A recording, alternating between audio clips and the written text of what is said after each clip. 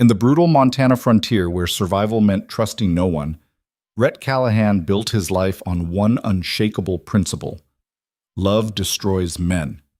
But when a runaway wagon threatened to kill the one woman who refused to fear him, he made a choice that shattered everything he believed. What followed wasn't just a story of romance, it was a war between a man's deepest terror and the only thing powerful enough to save him. Stay with me until the end. Drop a like and comment your city below. I want to see how far this story travels. The Montana sky stretched vast and indifferent, a canvas of bruised purples and fading golds as the sun bled out over the Bitterroot Range. The land here didn't forgive. It didn't negotiate. It simply waited, patient as death, for men to make their inevitable mistakes. Rhett Callahan understood that better than most. He stood on the porch of his ranch house, a structure as austere as the man himself, weathered wood, sharp angles, no adornment. The cigarette between his fingers had burned down to nothing, ash crumbling into the wind. He didn't notice. His eyes, the color of storm clouds before lightning, fixed on the horizon where his property met the wilderness. 4,300 acres of unforgiving earth, every inch of it bought with blood, sweat, and the kind of silence that could drive lesser men to madness. But Rhett wasn't lesser, and he preferred the silence. "Boss?" The voice came from behind. Jake Hendricks, his foreman, a grizzled man whose face told stories Rhett had never asked to hear. "What is it?" "Fence is down on the north pasture. Looks like something big pushed through. Maybe a bear, maybe something else." Rhett flicked the cigarette stub into the dirt. "Fix it." "Gonna need supplies from town." "Town." The word tasted like obligation. "Then go to town." Jake shifted his weight, boots scraping against wood. "Figured you might want to go yourself. Been 3 weeks since—" "I said fix it." Rhett's tone didn't rise, but it didn't need to. The conversation was over. Jake nodded and retreated, his footsteps fading into the stable yard where the other hands worked in practiced silence. They'd learned quickly. Rhett Callahan paid well, demanded excellence, and offered nothing resembling warmth. Men worked for him, took his money, and kept their distance. Exactly how he wanted it. Rhett turned back to the horizon. The sun had slipped lower, painting the grasslands in shades of amber and shadow. Beautiful, in the way a graveyard could be beautiful. Peaceful, in the way death was peaceful. His father had loved sunsets. The memory surfaced unbidden, unwelcome. Daniel Callahan standing in almost this exact spot, one arm around Rhett's mother, watching the sky burn, smiling, happy. That was before the fever took her, before Daniel crumbled into something hollow and haunted, spending his remaining years staring at an empty chair, waiting for a ghost that never came. Love had done that to him. Love had killed him as surely as any bullet. Rhett was 12 when he'd watched them bury his father, 15 when he'd made his vow, 18 when he'd left the homestead and everything it represented. Now, at 34, he'd built something different, a life stripped of vulnerability, of attachment, of the weakness that turned men into shells. He survived. He controlled. He never ever let anyone close enough to matter. It was the only rule that mattered. The town of Stillwater sat in a valley like a collection of children's blocks scattered by careless hands, uneven, haphazard, clinging to existence through sheer stubbornness. Main Street ran straight as a rifle shot through the center. General store, saloon, blacksmith, bank, hotel, church. Buildings that served function over form, built by men who understood that beauty was a luxury the frontier couldn't afford. Rhett rode in 3 days later, only because Jake had been right about the supplies. The mare beneath him, a steel-gray quarter horse named Ash, picked her way through the mud-rutted street with the careful precision of experience. It had rained the night before, turning the road into a slick mess that grabbed at wagon wheels and tested the patience of horses and men alike. He dismounted outside Crawford's general store, looping Ash's reins around the hitching post with practiced efficiency. The animal huffed, shaking her mane. "Won't be long," he murmured. Ash was the only living thing he spoke to with anything resembling gentleness. Horses didn't ask questions, didn't need explanations, didn't expect him to be anything other than what he was. The store's interior smelled of leather, tobacco, and the faint sweetness of dried fruit. Silas Crawford stood behind the counter, spectacles perched on a nose that had been broken at least twice. He looked up when Rhett entered, recognition flickering across his weathered face. "Mr. Callahan, didn't expect to see you this month." "Need fence supplies, wire, posts, the usual." Silas nodded, already moving toward the back storage. "Give me 10 minutes to pull it together. Can load it on your wagon if—" "I'll take it now. I'm on horseback." "All of it?" Rhett's expression didn't change. "I'll make 2 trips." It was inefficient, and Silas knew better than to point that out. The man disappeared into the back, leaving Rhett alone with the quiet tick of the wall clock and the muffled sounds of the street outside. That's when he heard it. The voice. "I don't care what's customary here, Mr. Crawford. I ordered those books 6 weeks ago. The children need them." Female. Eastern accent, crisp and clear as winter morning. Educated. And clearly not interested in whatever excuse was being offered. "Ma'am, I understand, but the freight wagon arrives every Tuesday. It arrived yesterday. Either the books are here, or someone needs to explain what happened to them." Rhett turned slightly, just enough to see through the doorway that led to Silas's office. A woman stood with her back to him, straight-spined in a traveling dress the color of deep forest green. Dark hair pinned up in a style too refined for Stillwater, gloved hands gesturing with contained frustration. Silas's voice dropped to that particular tone men used when trying to placate women they thought hysterical. "Miss Whitmore, I'm sure if you just—" "I'm not hysterical, Mr. Crawford. I'm simply expecting the service I paid for." Rhett almost smiled. Almost. "Let me check the inventory again," Silas said, defeat creeping into his tone. The woman, Miss Whitmore, turned, and for a brief moment, her eyes met Rhett's through the doorway. Dark eyes. Sharp. Assessing. She held his gaze for exactly 2 seconds, long enough for him to register high cheekbones, a mouth set in determination, and the kind of presence that filled a room despite her modest height. Then she looked away, dismissing him as thoroughly as if he'd ceased to exist. Something about that irritated him more than it should have. Silas returned to the main room, wiping his hands on his apron. "Got your supplies ready, Mr. Callahan. A commotion erupted outside. Shouts. The thunder of hooves moving too fast. Rhett was already moving before his brain caught up to instinct, shoving through the door onto the wooden walkway that fronted the store. Other people were emerging from buildings, drawn by the noise. A wagon careened down Main Street, massive freight hauler, 2 horses in full panic pulling a load that swayed dangerously with every lurch. The driver was gone, probably thrown. The reins dragged in the mud, tangling around the wheels, and directly in the wagon's path, frozen in the middle of the street, stood a small girl. Couldn't have been more than 7. Blonde braids, blue dress, eyes wide with the kind of terror that paralyzed, time fractured. Rhett vaulted the porch railing, boots hitting mud, legs pumping. The world narrowed to vectors and velocity, the wagon's trajectory, the girl's position, the shrinking distance between disaster and catastrophe. 20 yards, 15. He could hear the horses screaming now, see foam flying from their mouths. 10 yards. The girl still hadn't moved. Shock had rooted her in place. 5. Rhett hit her like a linebacker, arms wrapping around her small frame, lifting her off her feet as he twisted, using his body as a shield. They hit the mud hard, rolling, and the wagon thundered past so close he felt the displacement of air, heard the crack of wood and the spray of mud as the wheels churned inches from his head. Then it was gone. Careening toward the end of the street where a cluster of men managed to grab the trailing reins and muscle the panicked horses to a halt. Silence rushed in, broken only by Rhett's harsh breathing and the soft whimpering of the child in his arms. "Are you hurt?" His voice came out rougher than intended. The girl shook her head, tears streaming down dirty cheeks. I couldn't move. I saw it coming, and I couldn't—" "You're safe now." "Emma."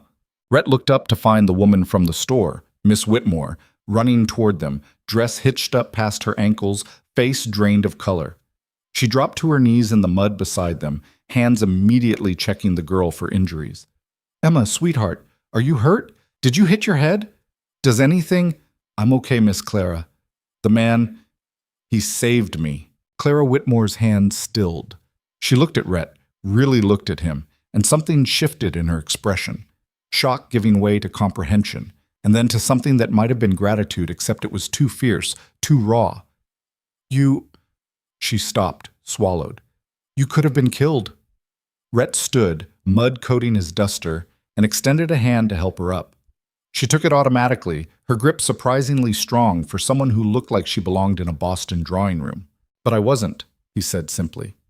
A crowd had formed. Voices overlapped, questions, exclamations, someone asking if the sheriff had been called. Rhett ignored them, focused on extracting himself from the situation as quickly as possible. You should take her inside, get her warm. Clara nodded, but her eyes stayed on his face, searching for something he didn't want found. What's your name? Doesn't matter. It matters to me. The words hung between them, weighted with meaning he didn't want to examine. Behind her, he could see Silas Crawford and half the town watching this interaction with the kind of interest that would fuel gossip for weeks. Rhett Callahan, he said finally, because refusing seemed more conspicuous than answering. Mr. Callahan. She said his name like she was filing it away somewhere permanent. I'm Clara Whitmore. This is Emma Brennan, one of my students. What you did, anyone would have done it. But you did it. The distinction seemed important to her. Rhett didn't know what to do with that, so he did what he always did, retreated. Your student should see a doctor. Even if she feels fine now, shock can... I know what shock can do, Mr. Callahan. There was no bite in the words, just statement of fact. I'll take her to Dr. Morrison immediately. She gathered Emma close, murmuring reassurances, and began walking toward the doctor's office at the far end of the street. But after 3 steps, she paused and turned back. Thank you, Clara said, and the simplicity of it, the absolute sincerity, hit harder than it had any right to. Rhett nodded once. It was all the acknowledgement he could manage. He watched her walk away, this Eastern schoolteacher in her mud-stained dress, and felt something uncomfortable settle in his chest, something that felt dangerously close to curiosity. Then Silas appeared at his elbow, grinning like a man who'd just witnessed divine intervention. Well, hell, Callahan, you're a damn hero. I'm leaving. Have my supplies ready in an hour. Sure, but you know the whole town's going to be talking about us. Rhett walked away mid-sentence, heading for the saloon and the whiskey that would help him forget the feel of dark eyes assessing him, finding him worthy of gratitude. Finding him, for one moment, worth knowing. Geek. The Lucky Strike Saloon occupied the moral center of Stillwater, which was to say it occupied no moral ground whatsoever. It was a place for drinking, gambling, and the kind of forgetting that came at the bottom of a bottle. Rhett appreciated its honesty. The interior matched the exterior. Rough wood, rougher company, and the perpetual smell of spilled liquor and tobacco smoke. A few men looked up when he entered, recognition and wariness flickering in equal measure. Rhett Callahan wasn't trouble, exactly, but he also wasn't the kind of man you approached without cause. He took his usual spot at the end of the bar, away from windows, back to the wall. Old habits from older days. Tom Bridger, the bartender and owner, poured 2 fingers of whiskey without being asked. He was a massive man, 6'4" and built like a grain silo, with the kind of calm that came from seeing every form of human stupidity at least twice. Heard you pulled a miracle on Main Street, Tom said, sliding the glass across scarred wood.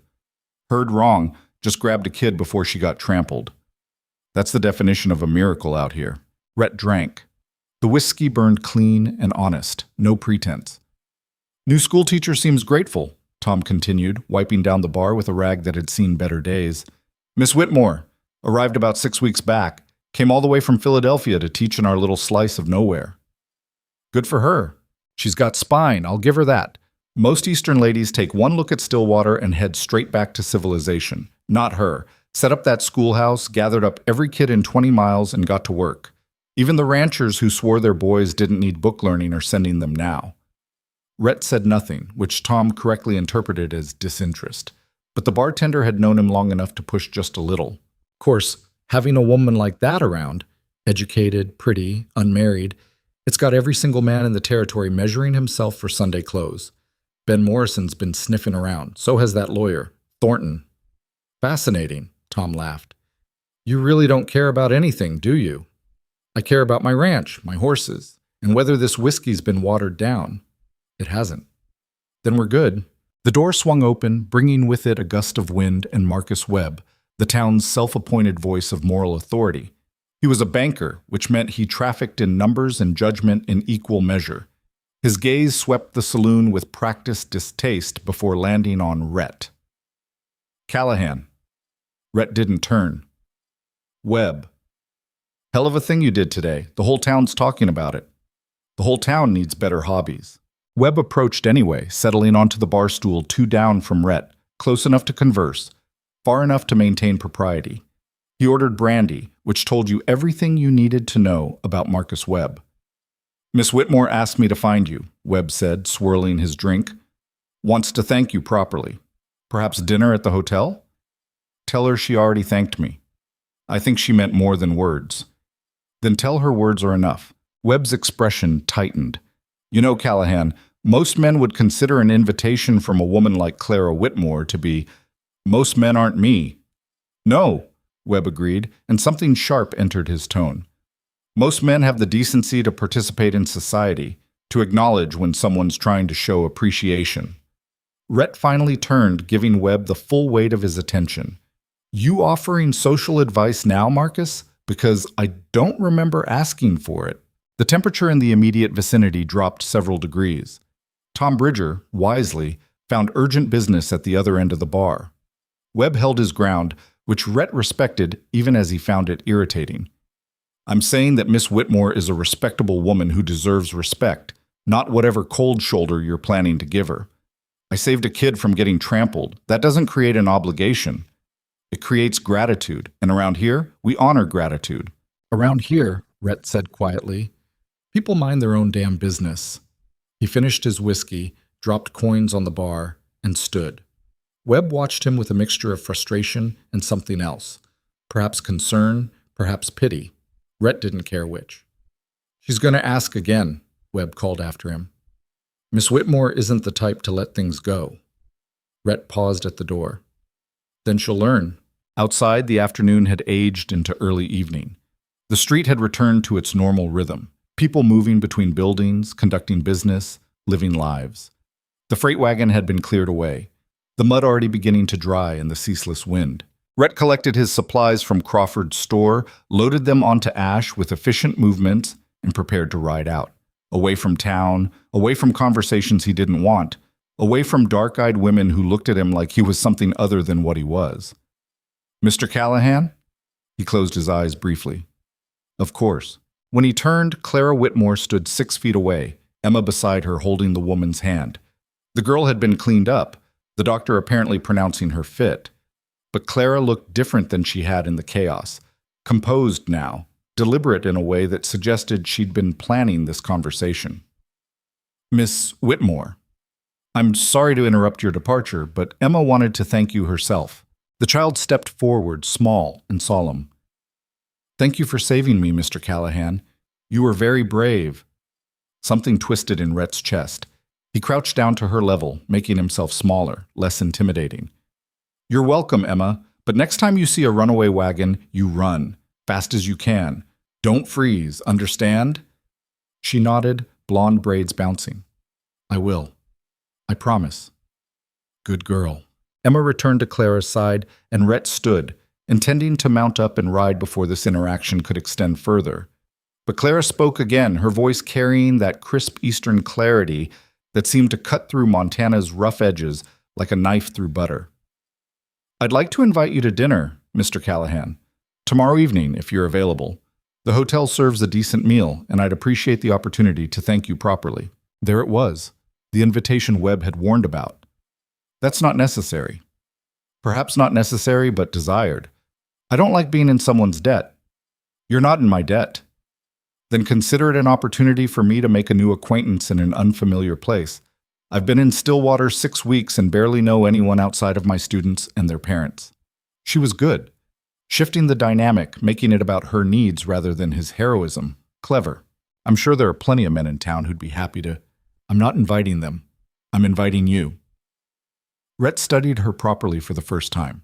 In the fading light, he could see details he'd missed in the chaos. The intelligence in her eyes, yes, but also the exhaustion around their edges. the way she held herself with perfect posture that spoke of discipline rather than comfort, the small callus on her right hand's index finger from holding a pen or chalk. She was tired, lonely, trying to build something in a place that didn't particularly want her brand of civilization. He should say no, should ride out, forget this conversation, maintain the boundaries that kept him safe. "I don't do dinner invitations," he heard himself say. "But if you're at the hotel restaurant tomorrow at 6, and I happen to be there, I suppose we might end up at the same table." It was the smallest concession possible, wrapped in enough ambiguity to preserve deniability. But Clara Whitmore smiled, and the expression transformed her face from merely striking to genuinely beautiful. "Then I'll hope for coincidence," she said. Rhett mounted Ash, feeling the familiar comfort of leather and horse beneath him. From this vantage, Clara had to tilt her head back to meet his eyes, and he saw the moment she registered the sheer size of him, 6'3" of weathered muscle and quiet menace. Most women found it intimidating. She found it interesting. 6 o'clock, she repeated. "Thank you, Mr. Callahan." He touched the brim of his hat, an acknowledgement, not quite a promise, and urged Ash into motion.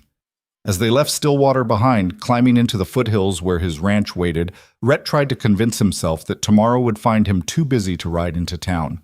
Tried and failed. Because something had shifted when Clara Whitmore looked at him with gratitude and challenge in equal measure. Something he'd thought buried so deep it could never surface. Curiosity. Interest. The first hairline crack in walls built over decades. And Rhett Callahan, who prided himself on control, on discipline, on never allowing vulnerability to touch him, felt the faint tremor of fear that maybe, just maybe, his carefully constructed solitude was about to face its first real test. The ranch house sat empty and silent when he returned, exactly as he'd left it. No warm lights in the windows. No voice calling welcome. No life except his own and the animals he tended. Rhett unsaddled Ash, brushed her down with methodical care, and ensured she had feed and water before addressing his own needs. The rhythm of it soothed, predictable, controllable, requiring nothing except competence. Inside, he built a fire against the mountain cold, heated beans and bacon in a cast-iron skillet, and ate standing at the window watching darkness swallow the land. Tomorrow, he'd ride into town. Not because Clara Whitmore had invited him, not because her eyes had looked at him and seen something worth knowing, just because he needed more supplies. That was all. He repeated this lie until sleep finally claimed him, and in his dreams, he heard his father's voice asking the question that had haunted Rhett since childhood. "What are you so afraid of, son?" The answer, as always, remained the same. Everything. The morning sun crept through the window like an unwelcome guest, dragging Rhett from a sleep that had offered no rest. He'd spent the night locked in a familiar battle, telling himself he wouldn't go to town, knowing he would, hating himself for the weakness even as he planned the route. By noon, the pretense had grown thin enough to see through. He rode out under a sky so blue it hurt to look at, Ash moving beneath him with the easy confidence of a horse who knew exactly where they were headed. The fence supplies from yesterday sat untouched in his barn. Jake had given him a knowing look when Rhett announced he'd be gone for the evening, but the foreman was smart enough not to comment. The miles between the ranch and Stillwater passed in silence, broken only by hoofbeats and wind. Rhett tried to examine what he was doing with the cold logic that usually governed his decisions, but the harder he looked, the less sense it made.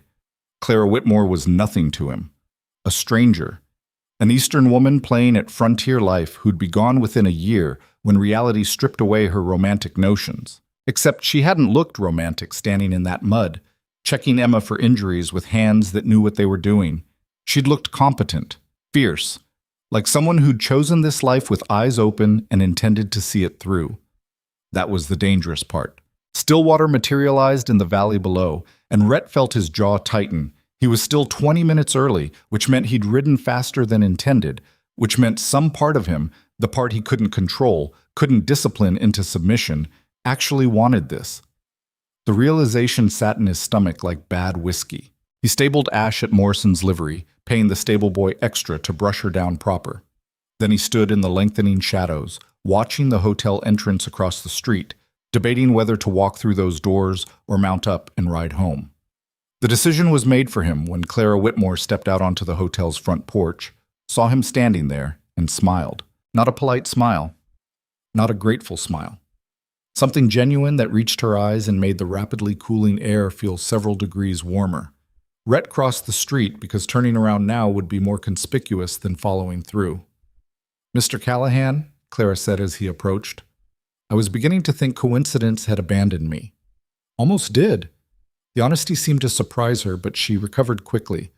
"Well, I'm glad it reconsidered. Shall we?" She gestured toward the entrance, and Rhett realized she expected him to escort her inside. The social niceties of it grated against every instinct that told him to maintain distance, but he offered his arm because refusing seemed crueler than complying. Her hand settled light on his forearm, proper and formal, yet he felt the touch through 2 layers of fabric like a brand. The hotel restaurant occupied the building's entire first floor, attempting elegance with white tablecloths and actual napkins. It was the closest thing Stillwater had to fine dining, which wasn't saying much, but Clara had clearly chosen it deliberately. A statement, perhaps, or maybe just the best available option. Every head in the room turned when they entered. Rhett felt the weight of those stares, the speculation, the gossip already forming, the way Marcus Webb's jaw tightened from his corner table. He'd known this would happen, but knowing and experiencing were different animals. Clara seemed oblivious, or perhaps just accustomed to attention. She moved through the room with the confidence of someone who'd spent her life in spaces where people watched and judged, leading them to a table by the window that overlooked Main Street. "I hope you don't mind," she said as they sat. "I prefer watching the world move, as opposed to being watched by it." Her eyes flickered with amusement. "You noticed the stairs." "Hard not to." "Does it bother you?" Rhett considered the question while the waiter, a nervous young man named Timothy, appeared to take their order. Clara requested the roasted chicken with vegetables. Rhett ordered steak, rare, and coffee, strong enough to strip paint. When Timothy retreated, Rhett answered honestly, "Yes." "Why?" "Because I came here to eat dinner, not provide entertainment." "Then perhaps we should give them something worth watching." Clara leaned forward slightly, lowering her voice to conspiratorial levels. "We could argue loudly. I could throw water in your face. You could storm out. That would fuel gossip for months." Despite himself, Rhett felt the corner of his mouth twitch. "You have a strange sense of humor, Miss Whitmore." "Clara, please. And I find humor necessary for survival, in places that take themselves too seriously." She settled back in her chair, studying him with that direct gaze that seemed to peel away pretense. "Tell me, Mr. Callahan." "Rhett." "Rhett," she amended, and his name and her voice sounded different somehow. "How long have you been in Montana?" 16 years. "Did you come alone?" "Yes." "From where?" "East." "Like you." Clara smiled. "That's deliberately vague." "It's also all you're getting." Instead of being offended, she looked delighted. "A man of mystery. How refreshing. Most people can't wait to tell me their entire life story." "Most people are lonely." "And you're not?" The question landed with more weight than she probably intended. Rhett met her eyes, saw genuine curiosity there rather than judgment, and chose his words carefully. "I'm alone. That's different than lonely." "Is it?" "One's a choice. The other's a condition." Timothy returned with coffee and water, providing a natural break in the conversation. Clara added sugar to her cup with precise movements, stirring twice before tasting.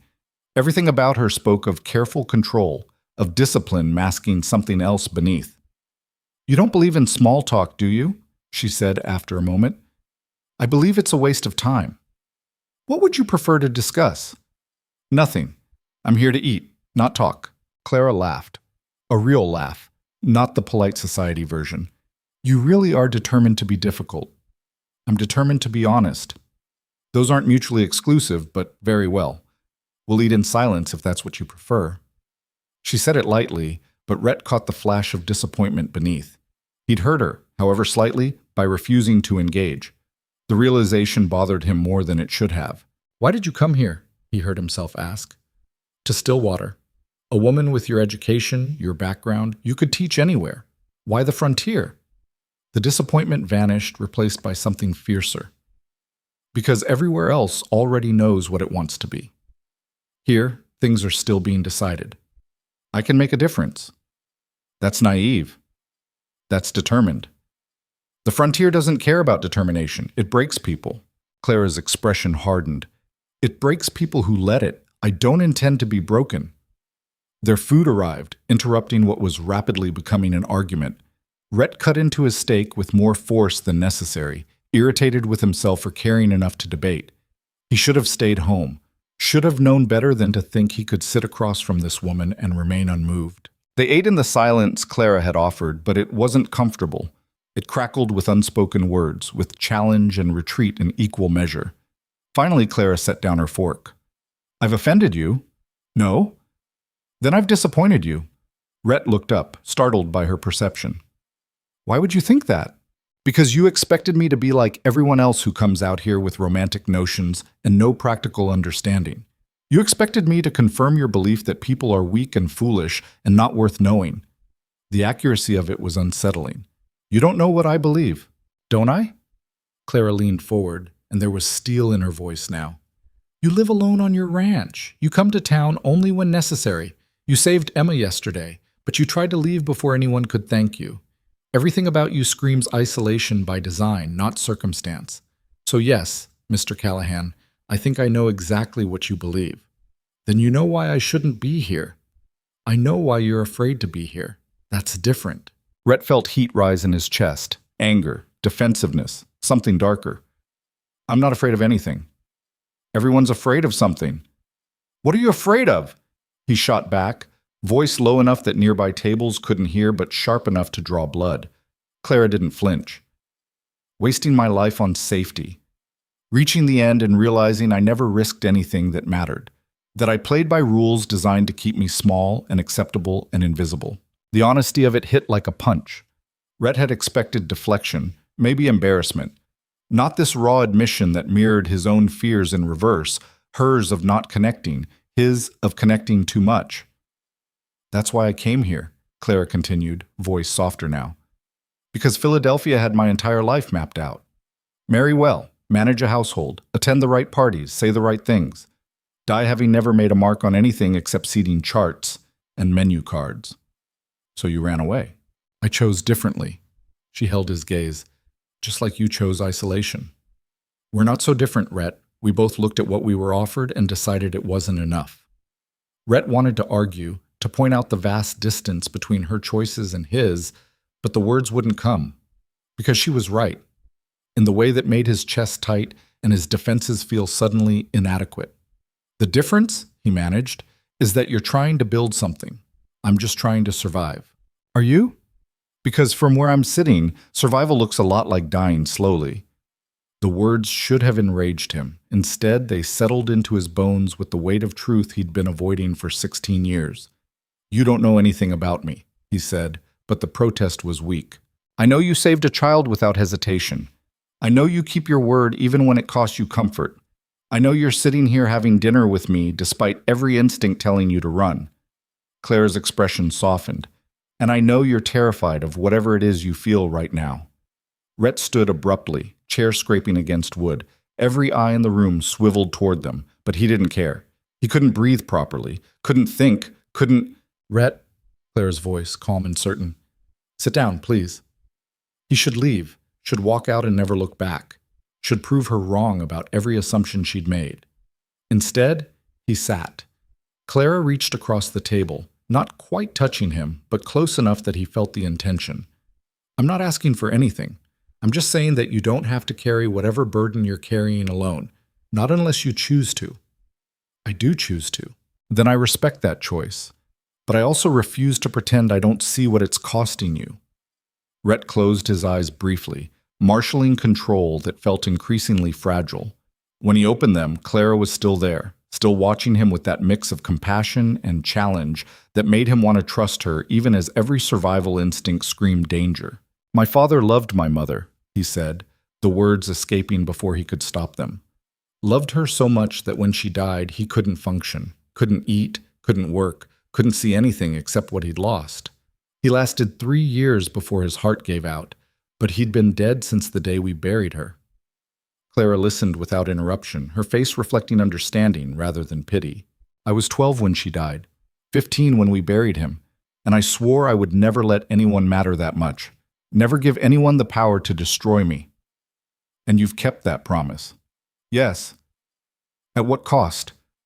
Rhett looked away, toward the window where darkness had fully claimed the street. At whatever cost necessary. For a long moment, neither spoke. The restaurant's ambient noise, conversations, clinking silverware, Timothy's nervous footsteps filled the space between them. Then Clara said quietly, "My mother died when I was 16. Consumption. I watched her waste away over 2 years. Watched my father maintain his distance because emotion was unseemly. Watched my siblings pretend it wasn't happening because acknowledging death was impolite." She paused. When she finally passed, we had a beautiful funeral with all the proper rituals. Everyone said the right things, and then we went home and never spoke of her again. Rhett turned back, surprised by the parallel. "I learned that there are different kinds of dying," Clara continued. "The physical kind, yes, but also the kind where you're so afraid of pain that you stop living. My father chose safety over everything. He's still alive, technically, but he died the same day my mother did. He just hasn't had the decency to stop breathing.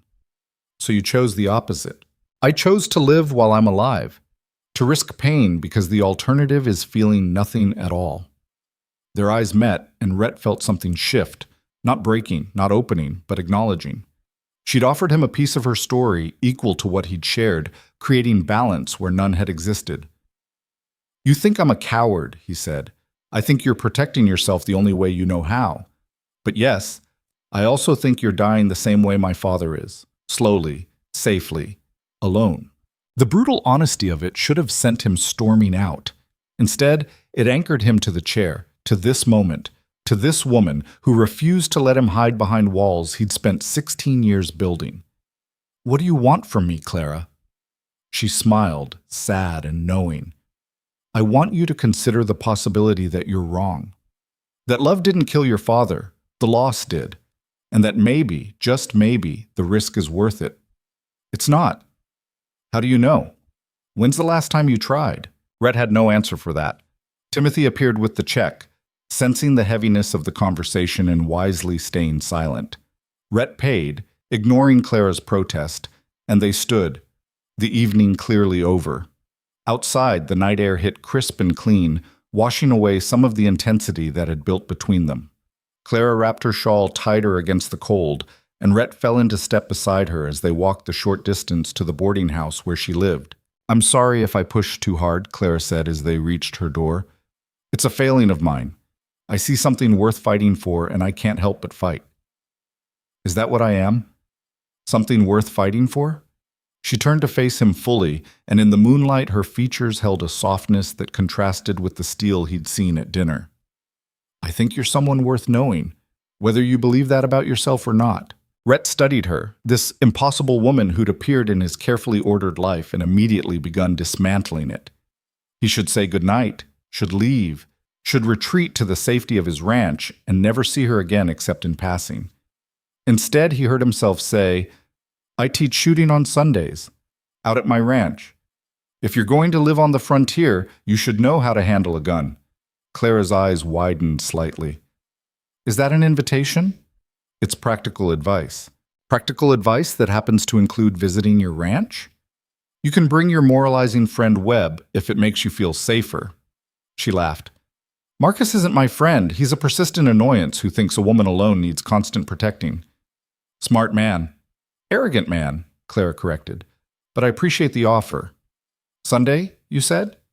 "Noon. Bring pants if you own them. Skirts are dangerous around horses and guns." "I'll manage." She extended her hand, formal again. "Thank you for dinner, Rhett, and for the conversation." He took her hand, meaning to shake it and release. But her grip was warm and solid and real in a way that made him hesitate. For just a moment, they stood connected by something as simple as clasped hands, and Rhett felt the earth tilt beneath him. Then he let go, stepped back, and touched his hat brim. "Good night, Miss Whitmore." "Clara," she reminded him. "Clara." He walked away before he could do something foolish, like stay. Behind him, he heard her door open and close, and only then did he allow himself to breathe. The ride back to the ranch passed in a blur. Ash knew the way, following familiar trails while Rhett's mind churned through everything that had happened. He'd shared more with Clara in 2 hours than he'd shared with anyone in 16 years, had admitted fears he barely acknowledged to himself, had invited her to his sanctuary, the one place he'd kept completely separate from other people. What the hell was he doing? The question followed him into sleep and waited when he woke, no closer to being answered. Sunday arrived wrapped in clear skies and unseasonable warmth. Rhett spent the morning preparing, setting up targets, checking weapons, trying to convince himself this was purely practical. Clara needed to learn to shoot. He happened to be competent with firearms. Nothing more complicated than that. The lie tasted bitter, even as he told it. At exactly noon, he heard hoofbeats approaching. Rhett stepped out of the barn to find Clara riding a borrowed mare with surprising competence, wearing split skirts and a practical jacket that suggested she'd taken his advice seriously. "You can actually ride," he said as she dismounted. "I'm full of surprises." She handed him the reins, trusting him to handle her horse. "Beautiful property. How much land?" 4,300 acres. Clara whistled low. "That's substantial. It's defensible." She caught the phrasing, the military precision of it, but didn't comment. Instead, she followed him to where he'd set up the shooting range, studying everything with the same focused attention she'd given him at dinner. Rhett handed her a rifle, a Winchester repeater, reliable and not too heavy. "Ever handled a gun?" "My brother taught me to shoot clay pigeons. Once. 8 years ago." "Better than nothing. Let me see your stance." Clara positioned herself, attempting to remember lessons long forgotten. Her form was terrible, shoulders too tense, grip too tight, feet poorly placed, but she was trying, and there was something appealing about her determination. "Here." Rhett stepped closer, adjusting her shoulders. "You're fighting the weapon. Let it become part of you." His hands on her shoulders, his body close enough to feel her heat. It was professional instruction that felt anything but professional. Clara seemed to sense it too, her breathing changing slightly as he corrected her position. "Like this?" she asked, voice steadier than it should have been. "Better. Now sight down the barrel. See the target?" "Yes." "Breathe in, exhale halfway. On the empty, squeeze, don't pull." She fired. The shot went wide by a foot, but it hit the backstop instead of disappearing into the trees. Progress. Again. They spent the next hour in rhythm. Clara shooting, Rhett correcting, both of them circling something neither wanted to name. She improved quickly, natural talent emerging once her form corrected. By the 20th round, she was hitting the target consistently. "You're good at this," Rhett said, genuinely impressed. "I have a good teacher. You have the instinct for it." "That's different." Clara lowered the rifle, turning to face him. Sweat dampened her hairline despite the cool air, and her eyes shone with accomplishment. "This is what you do out here? Alone?" "This and ranching. No one to talk to, no one to share it with." "That's the point. Is it satisfying?" Rhett considered lying, considered deflecting, but Clara had given him honesty and something in him wanted to return it. "It's safe." "Safe isn't the same as satisfying." "It's enough." "Is it?" She set the rifle down carefully, watching him. "Because from where I'm standing, it looks like you've built a beautiful prison." "Then stop standing there." The words came out harsher than intended, but Clara didn't retreat. Instead, she stepped closer, closing the distance he'd been carefully maintaining. "Make me," she said softly. Rhett's control, already frayed, snapped. He kissed her, hard and desperate, and completely improper. His hands found her waist, pulling her against him, and Clara met him with equal ferocity, her fingers tangling in his hair. It lasted 10 seconds, maybe less. Then reality crashed back, and Rhett released her, stumbling backward like he'd been burned. That was... He stopped, having no words for what that was. Clara touched her lips, eyes wide but not frightened. "Unexpected. I'm sorry." "Don't be." She straightened her jacket, composure returning. "But we should probably talk about it." "There's nothing to talk about." "Rhett, this was a mistake." He was already moving toward the barn, toward Ash, toward escape. "I'll saddle your horse. You should go." Running away doesn't change what just happened. "Watch me." But before he could retreat fully, Clara caught his arm. The touch stopped him cold, every nerve aware of her hand on his sleeve. "I'm not afraid of this," she said, Whatever it is you're feeling, whatever scared you into kissing me and then running, I'm not afraid of it. Then you're a fool. Maybe. But I'd rather be a fool who feels something than a coward who feels nothing. The word, coward, hit like she'd slapped him. Rhett turned, anger and fear and want tangling into something he couldn't untangle. You don't know what you're asking. I'm not asking for anything except honesty. Do you feel something for me? No. Claire's expression didn't change. You're lying. Yes, he admitted, the truth ripping out of him. And that terrifies me more than anything I've ever faced. Why? Because people leave. They die, they change, they disappoint, and the ones you love the most destroy you the deepest. Or, Clara said quietly, they give your life meaning, purpose, reasons beyond simple survival. I watched my father die from losing someone he loved. I won't become that. You won't become anything if you never try. They stood locked in deadlock, two people wounded by loss, choosing opposite strategies for survival. Rhett wanted to believe her, wanted to think that risk could lead to reward rather than ruin. But 16 years of discipline couldn't dissolve in one afternoon, no matter how much his body still hummed from that kiss. I need you to leave, he said finally. Clara studied him for a long moment, and he watched her make a choice, saw her decide something that shifted in her expression from challenge to acceptance. All right, she said, I'll go. But Rhett, this conversation isn't finished. Yes, it is. No, it's just beginning. She walked to her horse, mounted with practiced ease, and looked down at him from the saddle. In the afternoon light, she was beautiful and fierce, and everything he couldn't allow himself to want. Thank you for the lesson, Clara said. I'll see you in town. Then she rode away, leaving Rhett standing in the dust, his world tilted on an axis that felt increasingly unstable. He spent the rest of the day working until exhaustion made thinking impossible.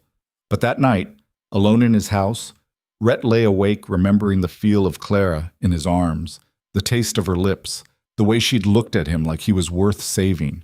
And for the first time in 16 years, he wondered if maybe, just maybe, she was right. The days that followed stretched like barbed wire, taut, sharp, cutting into Rhett's carefully maintained equilibrium. He threw himself into ranch work with the kind of intensity that made Jake exchange worried glances with the other hands, but no one dared comment. Rhett mended fences that didn't need mending, broke horses already broken, rode property lines until Ash's breathing came hard and his own muscles screamed for rest. None of it helped, because every night, alone in the darkness of his bedroom, he felt Clara's mouth against his, heard her voice asking if he felt something, remembered the way she'd called him a coward and been absolutely, devastatingly right. 2 weeks passed. He didn't go to town. 3 weeks. Jake started making supply runs without being asked. 4 weeks, and Rhett was standing in his barn at midnight, unable to sleep, when he heard a horse approaching fast. Too fast for a casual visit. His hand went automatically to the rifle hanging by the door. The rider materialized out of darkness. Young Tommy Chen from the livery, barely 16, his face pale even in moonlight. Mr. Callahan! The boy nearly fell dismounting. You gotta come! Miss Whitmore, there's trouble! Rhett's blood turned to ice. What kind of trouble? Men came to the schoolhouse. Drunk. Angry about something she taught the kids. They're threatening to burn it down with her inside if she doesn't leave town. The rifle was in Rhett's hands before conscious thought caught up. How many men? 4, maybe 5. Mr. Webb tried talking to them, but they just laughed. Sheriff Morrison's out of town and Deputy Hayes is... Tommy swallowed. He's scared, Mr. Callahan. Says it's not worth getting killed over a schoolteacher who should have stayed east. Rhett was already saddling Ash, movements precise despite the rage building in his chest. Where's Jake? I'll get him. No time. Ride back. Tell anyone sober and armed to meet me at the schoolhouse. Move. Tommy scrambled back onto his horse and kicked it into a gallop. Rhett followed 30 seconds later, pushing Ash harder than he should have, but unable to care. The miles between his ranch and Stillwater blurred into a single tunnel of focus. Clara trapped, Clara threatened, Clara facing down drunk men with violence in their eyes and nothing but her convictions as shield. He should have seen this coming. Should have known that a woman challenging the established order would provoke this kind of response. The frontier didn't reward change. It punished it. The ride took 20 minutes that felt like hours. As Rhett crested the final hill overlooking Stillwater, he saw orange light flickering from the schoolhouse at the edge of town. Not burning yet, but torches. Men surrounding the building, their shadows grotesque against the walls. Rhett didn't slow down, didn't announce himself. He rode straight into the cluster of men, scattering them like startled crows, and pulled Ash to a rearing stop directly in front of the schoolhouse door. "Back up," he said, voice carrying the kind of quiet that preceded violence. "Now." The men regrouped, 5 of them, ranging from early 20s to graying 40s. Rhett recognized them. Ranch hands from the Morrison spread, good workers when sober, mean drunks when not. The ringleader was Hank Morrison, the owner's nephew, a man with more muscles than sense and a reputation for solving problems with fists. "This ain't your business, Callahan," Hank slurred, swaying on his feet. "That woman in there's been filling kids' heads with ideas, teaching them things they got no business knowing." "Like what? Reading? Like questioning their elders? Like thinking they're better than what they are?" Hank spat into the dirt. "My uncle's boy came home asking why we don't pay workers more. Where you think he got that?" "From having a functioning brain." Laughter rippled through the group, but Hank's face darkened. "You defending her? I'm telling you to leave." "Or what?" Rhett levered around into the rifle's chamber, the sound sharp in the night air. "Or I stop asking nicely." The men shifted, uncertainty replacing bravado. They'd expected opposition maybe, but not this. Not Rhett Callahan appearing like an avenging shadow with death in his hands and ice in his eyes. "There's 5 of us," Hank said, but his voice wavered. "There's 1 of me with a repeating rifle in the high ground. Do the math." Behind him, the schoolhouse door opened. Clara stood silhouetted in lamplight, her hair disheveled, face pale but composed. She held a shotgun with both hands, barrel pointed skyward, but ready. 6 shots in this rifle," Rhett continued, not turning. 10 in her shotgun. That's 16 rounds between 5 targets. Someone's getting hit twice. The cold arithmetic of it penetrated even whiskey-soaked brains. Men exchanged glances, courage leaking away like water from cracked pottery. "This ain't over," Hank muttered. "Yes," Rhett said quietly. "It is. You touch her. You touch the schoolhouse. You so much as look at her wrong, you answer to me. Understand?" No response. "I said, do you understand?" Grudging nods. Muttered agreement. The men backed away, then turned and stumbled toward Main Street and the saloon that had fueled this stupidity. Rhett stayed mounted, rifle ready, until they disappeared into darkness. Only then did he dismount, legs unsteady from adrenaline crash. He turned to find Clara lowering the shotgun, hands shaking now that danger had passed. "Are you hurt?" His voice came out rougher than intended. "No, just scared." She managed a weak smile. "That shotgun isn't even loaded. I couldn't find the shells." Despite everything, the fear, the anger, the residual violence humming in his veins, Rhett almost laughed. "You faced down 5 drunk men with an empty gun?" "I faced them down with a loaded argument. The gun was just set dressing." Clara leaned the weapon against the doorframe. "Thank you for coming. I wasn't sure anyone would." Tommy Chen rode out. "Good kid." "I'll have to thank him." She wrapped her arms around herself, suddenly looking fragile in a way she never had before. "They were serious, Rhett, about burning it down, about making me leave." The use of his first name, the tremor in her voice, it cracked something in his chest. Before conscious decision intervened, he'd crossed the distance between them and pulled her into his arms. Clara buried her face against his shoulder and shook. Not crying exactly, just releasing the terror she'd held contained while danger loomed. "You're safe," Rhett murmured into her hair. "I won't let them touch you. You can't watch me every moment." "Then you're leaving, tomorrow. I'll arrange passage back east and—" Clara pulled back, eyes blazing. "Absolutely not. They threatened to kill you. They threatened to scare me. There's a difference. Not a meaningful one. It's the only one that matters." She stepped out of his embrace, spine straightening, the steel returning. "I'm not running because angry men don't like what I teach. That's exactly why I need to stay. That's exactly why you need to leave before they make good on those threats. So they win. They burn down progress because change frightens them, and we just accept it? We accept that your life is worth more than a building." Clara's expression softened. Do you know what I was teaching when Hank's nephew asked about wages? Arithmetic, basic mathematics. I used real examples because that's how children learn. If a ranch hand works 60 hours a week at 20 cents an hour, how much should he earn? That's it. That's the dangerous idea that provoked this. Education scares people who benefit from ignorance. Exactly, which is why I can't leave. Rhett wanted to argue, to force sense into her through sheer will, but he recognized the futility. Clara Whitmore possessed the same stubborn conviction that made men build homesteads in hostile territory and women cross continents alone. You couldn't reason with it. You could only decide whether to support it or get out of the way. Then you're not staying here alone, he said. Pack what you need. You're coming to the ranch. I can't possibly. You can and you will. At least until this settles down and we figure out how to keep you safe. Rhett, that's not appropriate. My reputation, your reputation matters less than your skull staying intact. He gentled his tone. Please, Clara, let me do this one thing. She studied him in the lamplight, seeing past the command to the plea underneath. For how long? As long as it takes. The children need their teacher. They need their teacher alive. We'll figure out the rest. Clara wavered, clearly torn between principle and practicality. Finally, she nodded. 1 week. If things haven't calmed by then, we reassess. Fair enough. They worked in synchronized silence, Clara gathering clothes and books while Rhett secured the schoolhouse and doused lights. Within 20 minutes, she sat behind him on Ash, arms wrapped around his waist, her small traveling bag strapped to the saddle.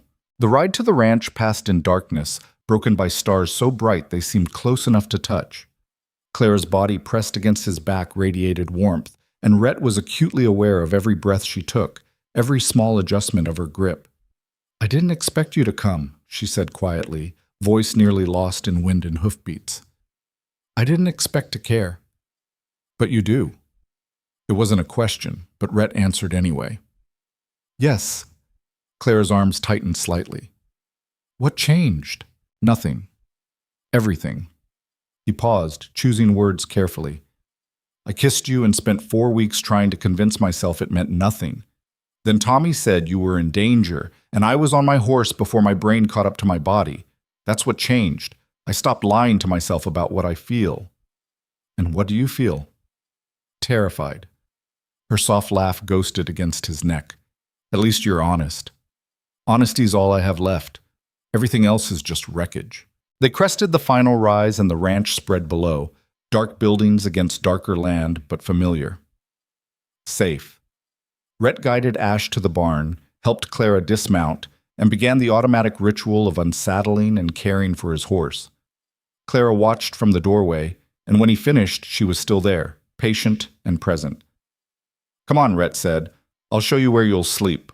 The house felt different with another person inside it, smaller somehow, the silence less peaceful than oppressive. Rhett led Clara to the guest room, rarely used, furnished with basics and little else. It's not much, he apologized. It's perfect.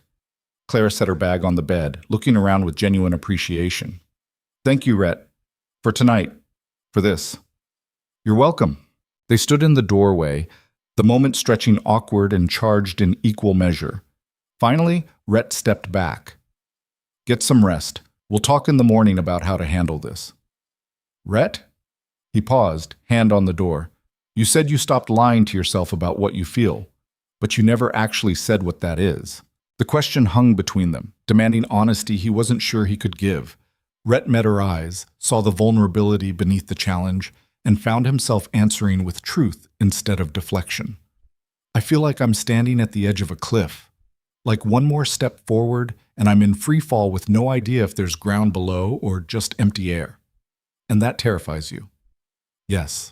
Clara crossed the room slowly, each step deliberate, until she stood close enough that he could see flecks of gold in her dark eyes.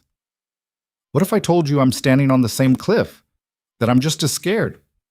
I'd say you're braver than me. You've been ready to jump since we met. Not ready. Willing. There's a difference. She reached up, hand settling gently against his chest, right over his heart. I don't know what happens if we do this. I don't know if it works or if it destroys us both, but I know that spending my life wondering feels worse than trying and failing. Rhett covered her hand with his, feeling his pulse hammer against their joined palms. I'm not good at this, at letting people close, at being what someone needs. I'm not asking you to be anything except honest. Can you do that? I can try. Then try. The kiss this time was different, slower, deliberate, instead of desperate. Rhett cupped her face with both hands, learning the shape of her, the taste of her, the way she made a small sound when his thumb traced her cheekbone. Clara's hand slid up his chest to his shoulders, anchoring herself against him. When they finally separated, both breathing hard, Rhett rested his forehead against hers. This is a terrible idea, he whispered. Probably. We barely know each other. So we'll learn. I'm going to hurt you, not intentionally, but I will. I'm broken in ways I don't even understand yet. Clara pulled back just enough to meet his eyes. I'm not asking for perfect, Rhett. I'm asking for honest. For real. For someone who sees me as I am and doesn't run from it. I've been running my whole life. Then maybe it's time to stand still. The simplicity of it, the impossible, terrifying simplicity, made something crack in Rhett's chest. 16 years of walls, of discipline, of choosing isolation over risk. All of it fracturing under the weight of one woman's steady conviction that he was worth the effort. Stay with me tonight, he heard himself say. I don't mean... He stopped, frustrated with his own inability to articulate. I just don't want to be alone. Clara's smile was tender. Neither do I. They settled in his room instead of hers, his bed larger, his space somehow feeling right for this fragile new thing between them. Clara borrowed one of his shirts to sleep in, the fabric swallowing her frame, and Rhett tried not to think about how right she looked wearing his clothes in his space. They lay facing each other in darkness, the bed both vast and impossibly intimate. Tell me something true, Clara said softly. Something you've never told anyone. Rhett considered deflecting, but she'd asked for honesty. Sometimes I walk my property line and imagine what it would be like to just keep walking, to leave everything behind and start over somewhere no one knows my name or my history. Why don't you? Because running doesn't solve anything. It just relocates the problems. That's very wise for someone who claims to be broken.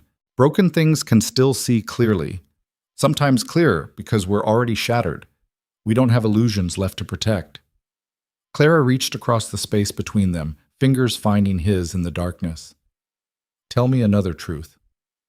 I'm terrified that this, you and me, will be the thing that finally breaks me past repair. And I'm going to try anyway.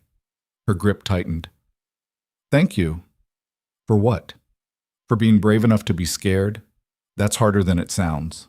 They lay in silence after that, hands linked, breathing gradually synchronizing. Rhett felt the strangeness of another person in his bed, in his space, in his carefully controlled life.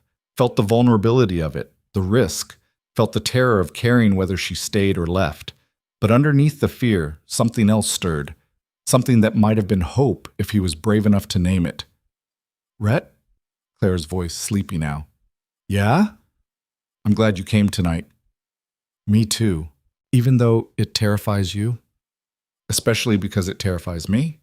He felt her smile against the darkness. Then maybe there's hope for you yet. Don't get carried away. But her faith, unearned and absolute, settled into his bones like warmth. And when sleep finally claimed them both, Rhett dreamed not of loss but of possibility, of mornings waking to another person's breathing, of conversations over coffee, of building something that mattered beyond mere survival. Morning arrived with pale light through curtains Rhett rarely closed. He woke to find Clara still asleep beside him, hair spread across his pillow, face peaceful in a way it never was while conscious. The intimacy of watching her sleep made his chest tight. He slipped from bed carefully, not wanting to wake her, and started coffee in the kitchen. The familiar ritual soothed, measuring grounds, heating water, the rich smell filling the house. Outside he heard Jake and the other hands beginning their day, voices carrying across the yard. Mr. Callahan? Rhett turned to find Clara in the doorway, still wearing his shirt, hair tousled and eyes soft with sleep. She looked impossibly young, impossibly vulnerable, and impossibly beautiful. Coffee's almost ready, he said, voice rougher than intended. Can we talk about what happens next? Rhett poured 2 cups, handed her one, and leaned against the counter. We make sure you stay alive. Everything else is secondary. I can't hide on your ranch forever. You can until we deal with Morrison's men. And how do we deal with them? You can't threaten them into permanent submission. Watch me. Clara set her cup down with enough force to make a point. Violence isn't the answer. It's the only language they understand. Then we teach them a new language. She moved closer, conviction blazing. I'm not leaving Stillwater, Rhett. Those children need education, need someone fighting for them. If I run now, I'm proving that intimidation works. That angry men with torches can dictate who stays and who goes. You're also proving you value principle over survival. Some principles are worth dying for. Not to me. The words came out harsh, edged with the fear he couldn't quite contain. I won't watch you throw your life away for an ideal. Then help me find another way. Clara's hand found his chest again, that same spot over his heart. You're clever, Rhett. Strategic. There has to be a solution that doesn't involve me leaving or you shooting people. Rhett covered her hand, feeling his pulse race under their joined touch. She was right, damn her. Violence would only escalate the situation, prove to Morrison's faction that teachers from the East brought chaos, but letting Clara walk back into danger felt impossible. We get the town on your side, he said slowly, thinking through the angles. Right now, Morrison's men feel emboldened because they think they represent majority opinion. We change that opinion. How? You teach, publicly. Show parents what their children are learning, why it matters. Make education visible instead of mysterious. Clara's eyes lit with understanding. A demonstration. Let them see that arithmetic about wages isn't sedition, it's practical knowledge. Exactly. Hard to burn down a schoolhouse when the whole town's watching their kids learn useful skills. It could work, she paused, but it also puts me directly in public view. Makes me more visible, not less. Which is why I'll be there. Along with anyone else we can convince that education matters more than tradition. You do that? Stand publicly with me? Rhett hesitated because public declaration went against every instinct toward privacy and isolation. But Clara was looking at him with hope and challenge in equal measure, and he found himself nodding. Yes. Even though it associates you with the troublemaking Eastern schoolteacher?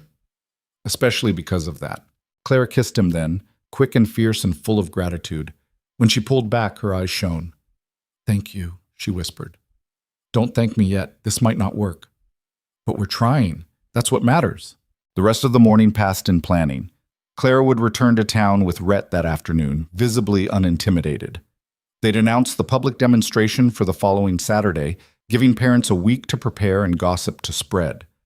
Rhett would quietly spread word among the more reasonable ranchers and businessmen, building support. It was a risk, a calculated gamble that reason would triumph over fear, that community would choose progress over stagnation. But as Rhett watched Clara sketch out lesson plans with fierce determination, he realized something fundamental had shifted. He was no longer just protecting her. He was fighting beside her, choosing to stand for something beyond his own survival. Choosing to hope, despite every lesson life had taught him about hope's futility. They rode into Stillwater together that afternoon, Rhett on Ash, Clara on the borrowed mare. Eyes followed them down Main Street, curious, speculative, some hostile. Let them look. Let them wonder. Rhett kept his expression neutral, his posture relaxed, communicating through body language that he had nothing to hide and no fear of judgment. Clara rode with equal composure, back straight, chin up. Together, they presented a united front that said more than words could. At the schoolhouse, they found repairs needed. Windows broken in the night's chaos, door damaged. Rhett set to work immediately while Clara organized her classroom, and within an hour, others arrived to help. Tommy Chen with his father, the blacksmith Daniels with tools, even Marcus Webb, looking uncomfortable but determined. Heard what happened? Webb said, hammering boards into place. Can't say I approve of everything you teach, Miss Whitmore, but burning down schools crosses a line. Thank you, Marcus, Clara said warmly. They worked into evening, a community building something together. And when it was finished, windows repaired, door rehung, classroom restored, Rhett realized that this was what Clara had been talking about. This connection, this purpose, this choosing to build rather than isolate. It terrified him. It also felt more alive than anything he'd experienced in 16 years. As darkness fell and helpers dispersed, Clara walked Rhett to where Ash waited. "Will you come back tomorrow?" she asked. "I'm not letting you out of my sight until Saturday's demonstration." "That's very protective." "That's very practical." Clara smiled, rising on tiptoes to kiss his cheek. "Either way, I'm grateful." Rhett caught her hand before she could retreat. "Clara?" "Yes?" "I'm still terrified." "I know. But I'm staying anyway." Her smile widened, bright enough to rival the stars emerging overhead. "I know that too." He rode home through darkness, mind churning through plans and contingencies, trying to anticipate every way Saturday could go wrong. But underneath the worry, something else hummed, a cautious, fragile thing that might have been happiness if he let it grow. For the first time in 16 years, Rhett Callahan was choosing connection over isolation. The cliff edge beckoned. The drop still terrified him, but Clara was right there beside him, equally scared, equally willing. And somehow, that made all the difference. The week before Saturday's demonstration crawled by with the agonizing slowness of a wounded animal. Rhett spent his days splitting time between the ranch and town, refusing to leave Clara unprotected for long. Jake ran the operation with quiet competence, asking no questions about his boss's sudden preoccupation with the schoolteacher, though the knowing look spoke volumes. Nights were the hardest.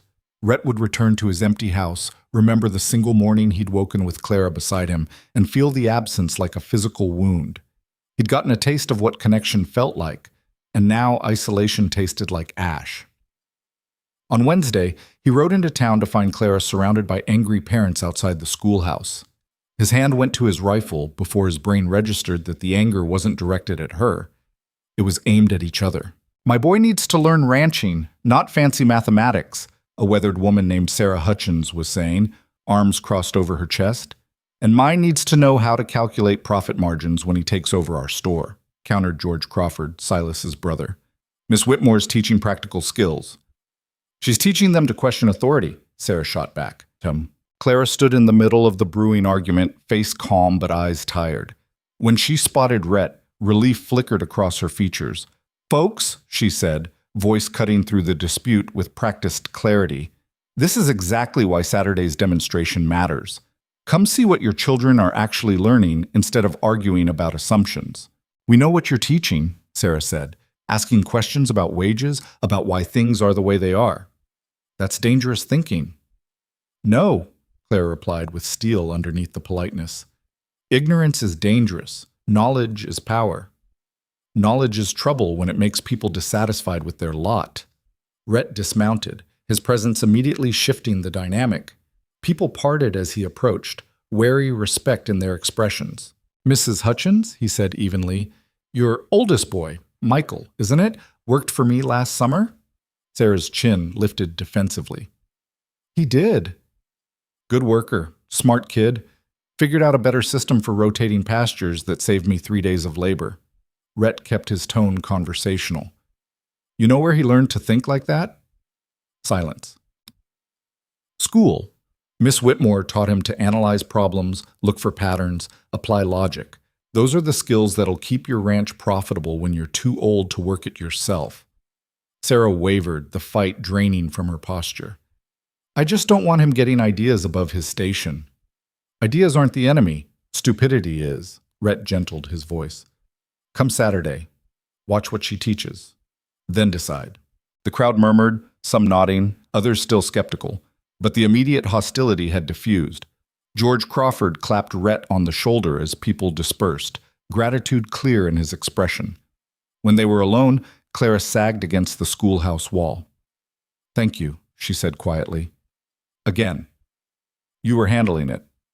I was about to lose my composure and say something regrettable. Rhett smiled despite himself. "Like what? Like asking Sarah if she'd prefer her son illiterate and helpless, or educated and capable." Clara rubbed her temples. "This is exhausting, Rhett. Every day it's something new. Every day I have to justify teaching children basic skills. That's the frontier. Change comes slow and fights every step." "I'm starting to understand why you chose isolation." The admission surprised him. "Second-guessing your choices?" "No, just acknowledging the cost. She met his eyes. Is it always this hard? Fighting for something you believe in? Usually harder. Encouraging. Rhett stepped closer, lowering his voice so only she could hear. But it's also worth it. What you're doing matters, Clara. Those kids, they'll have opportunities their parents never dreamed of because you refuse to quit. And if Saturday goes badly, if Morrison's men show up with torches again, then I'll handle Morrison's men. Violence isn't, I know, but protection is. He touched her cheek briefly, thumb tracing the shadows under her eyes. You're fighting your battle with words and ideas. Let me fight mine with presence and deterrence. Deal? Clara leaned into the touch, just for a moment, before propriety reasserted itself and she stepped back. Deal. But Rhett, promise me something. What? Promise that if it gets too dangerous, truly dangerous, you'll get yourself out. I couldn't bear it if you got hurt because of me. The concern in her voice, the genuine fear for his safety, cracked something in his chest. When was the last time someone had worried about him? Cared whether he lived or died beyond the practical considerations of unpaid debts or unfinished business? I promise, he lied, because they both knew he'd walk through fire before he let anything happen to her. Clara saw through it, but didn't call him out. Instead, she squeezed his hand once, quick and fierce, then retreated into the schoolhouse to prepare tomorrow's lessons. Rhett stood in the street, watching her shadow move behind the windows, and felt the weight of responsibility settle across his shoulders. He'd taken on her safety as surely as if he'd sworn an oath. The realization should have terrified him. Instead, it felt right, purposeful, like he'd finally found something worth protecting beyond his own isolation.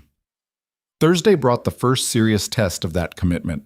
Rhett was at Crawford's store, loading supplies, when Hank Morrison and two of his friends walked in. The temperature in the room dropped 10 degrees. Silas Crawford suddenly found urgent business in the back, leaving Rhett alone with men who'd threatened Clara just days ago. Callahan, Hank said, attempting casual and missing by a mile. Heard you've been spending time with the schoolteacher.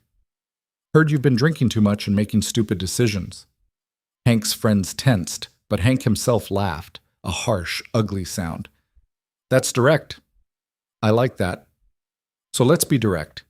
You backing her come Saturday? I am. Even though she's filling kids' heads with sedition? She's teaching mathematics and reading. If that threatens you, the problem isn't her. Hank's smile vanished. Careful, Callahan. You've got a nice ranch, good reputation. Be ashamed to damage that over some Eastern woman who will be gone in 6 months anyway. Rhett set down the bag of flour he'd been holding and turned to face Hank fully. Are you threatening me? I'm advising you, as someone who wants to see you keep what you've built. I appreciate the concern. Rhett's voice dropped to a register that made even Hank's friend step back. But here's some advice for you. Saturday, you and your boys stay away from that schoolhouse. You show up drunk, you show up armed, you show up at all with intentions that aren't pure curiosity, and we'll have a problem that won't end with conversation. You can't fight all of us. I won't have to. You really think you're the only ones who care about this? Half the town's kids are in that school. Their parents might not love everything Clara teaches, but they love their children more than they hate change. You touch her, you're not fighting me. You're fighting a community. It was a bluff, mostly. Rhett had no idea how many people would actually defend Clara if it came to violence. But Hank didn't know that, and uncertainty was its own weapon. This ain't over, Hank muttered, the same empty threat from before. It is if you're smart, which I'm increasingly doubting.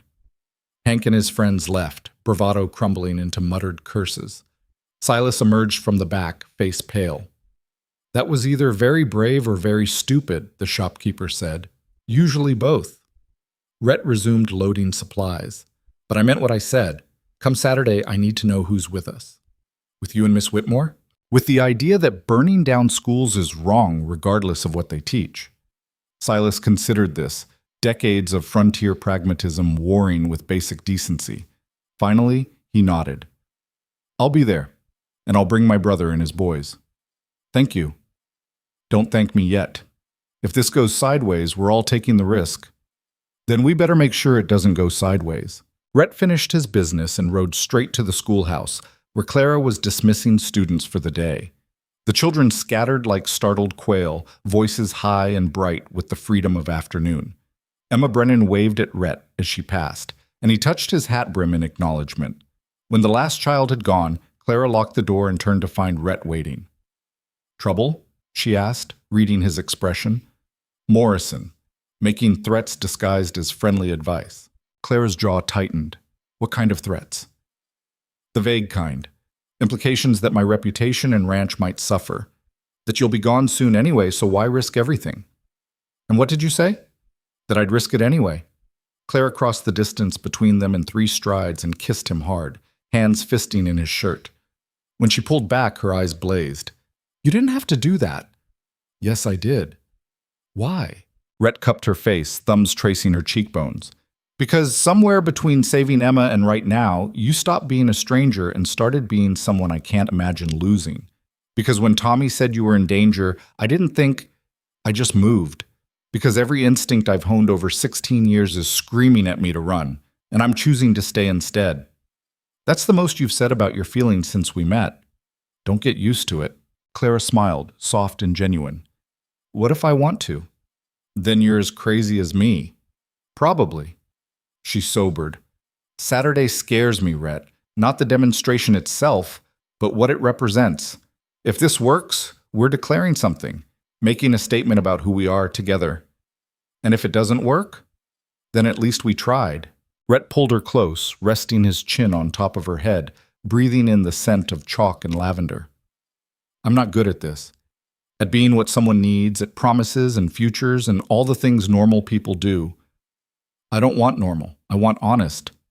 Then honestly, I'm terrified that I'll fail you, that my damage will hurt you in ways I can't predict or prevent." Clara tilted her head back to meet his eyes.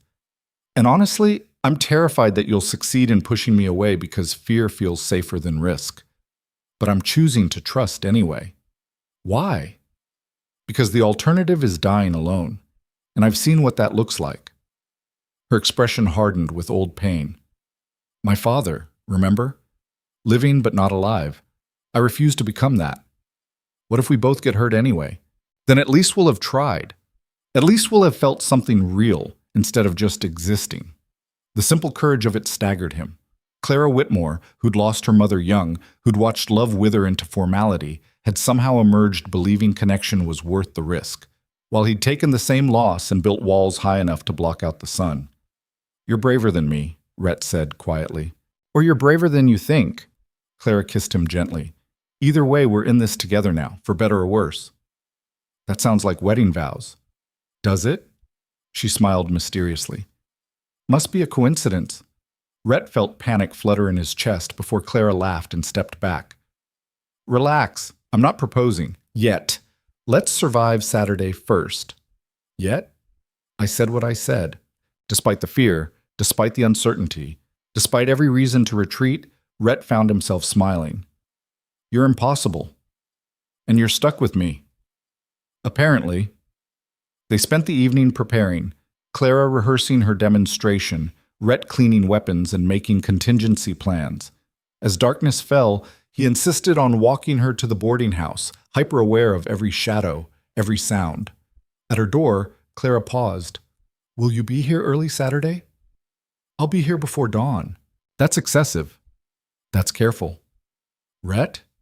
"Yeah?" "Thank you for being careful, for caring enough to worry." He kissed her forehead, a gesture of tenderness that surprised them both. "Get some sleep. Saturday's going to be long." "You too." But sleep proved elusive. Rhett lay awake in his empty house, running through scenarios, imagining everything that could go wrong. Morrison showing up armed, parents rejecting Clara's teaching, the community turning hostile. His mind conjured disasters with vivid clarity. Around midnight, he gave up on rest and started writing. Not a letter exactly, more like documentation. His will, such as it was. Instructions for Jake about the ranch. And a letter to Clara that he hoped she'd never have to read, explaining everything he couldn't say while breathing. Dawn found him on Ash, riding toward town while stars still glittered overhead. The world felt suspended between darkness and light, holding its breath for whatever came next. Stillwater was silent when he arrived, but Rhett could feel the town waking. Smoke beginning to rise from chimneys, shadows moving behind curtained windows. the slow gathering of energy before Saturday's reckoning. Clara emerged from the boarding house as the sun crested the horizon, catching her face in golden light. She carried a basket of teaching materials and wore determination like armor. "You're early," she said. "Told you I would be. And I told you it was excessive." "Yet here you are, just as early," Clara smiled. "Couldn't sleep." "Me neither." They walked to the schoolhouse together, boots crunching on frost-hardened ground. Inside, Clara began arranging the space, setting up demonstrations, organizing materials, transforming the classroom into a stage for education's defense. Rhett watched her work with quiet admiration, every movement purposeful, every choice deliberate. This was Clara in her element, not fighting, exactly, but claiming her ground with absolute certainty. "What can I do to help?" he asked. "Just be here. That's enough." So he settled near the door, rifle within reach but not visible, and waited for Stillwater to wake fully. People began arriving around 9. First the curious, children dragging parents, families who wanted to see what all the fuss was about. Then the cautious, businessmen like George Crawford and Marcus Webb, invested in the community's future but wary of choosing sides. By 10, the schoolhouse was packed. Standing room only, people pressed shoulder to shoulder, tension thick enough to slice. Rhett positioned himself where he could see both Clara and the entrance, every sense alert for trouble. Clara stood at the front of the room, calm despite every eye fixed on her. When she spoke, her voice carried clear and confident. "Thank you all for coming. I know there's been controversy about what I teach your children. Today, I want to show you exactly what happens in this classroom. No secrets, no agenda beyond preparing your sons and daughters for the world they'll inherit." She gestured to Emma Brennan and 2 other students, Michael Hutchins and a girl named Rose Chen. "These 3 will demonstrate different lessons. Watch, ask questions, judge for yourselves." Emma went first, solving arithmetic problems about measuring fabric for dresses, practical mathematics that any shopkeeper's daughter would need. Michael followed with land surveying calculations, using geometry to determine property boundaries. Rose demonstrated reading comprehension, analyzing a passage about agricultural techniques. Each demonstration was deliberately practical, rooted in real frontier challenges, nothing theoretical, nothing that couldn't be directly applied to daily life. The crowd watched in silence, skepticism gradually giving way to interest.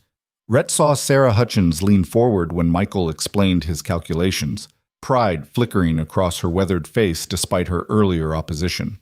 Then Clara opened for questions. "Miss Whitmore," called a rancher named Peterson. "This all seems reasonable. So where's the controversy?" "The controversy," Clara said carefully, "comes when children apply these skills to questions adults find uncomfortable.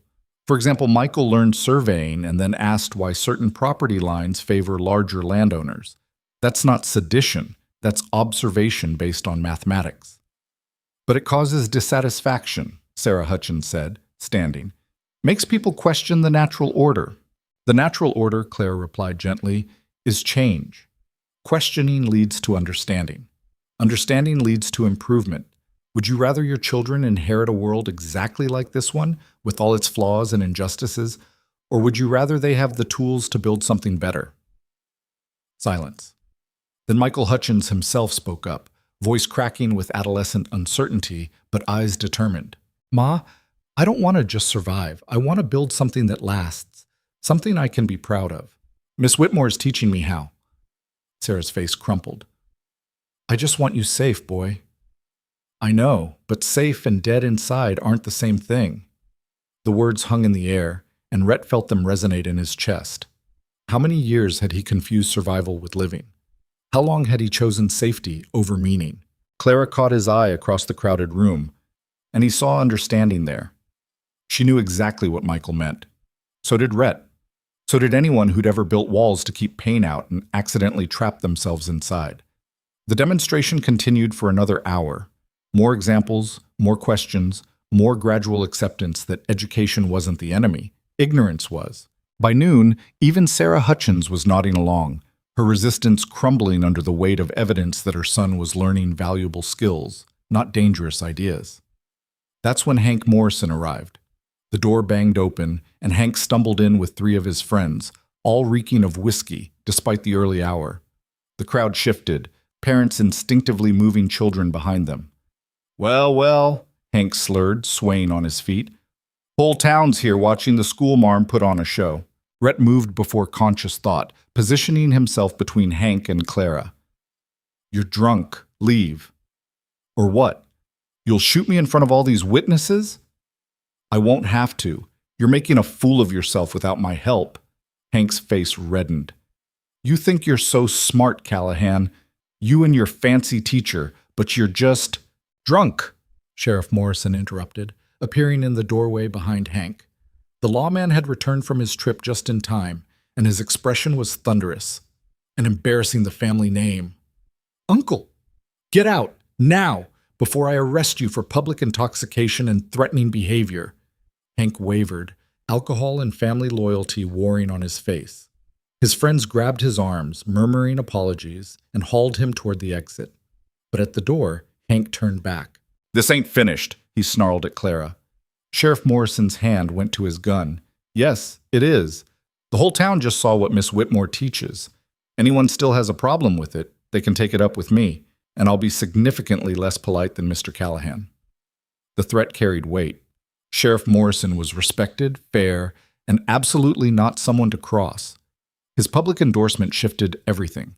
Hank and his friends disappeared, their protests fading down the street. The room released its collective breath.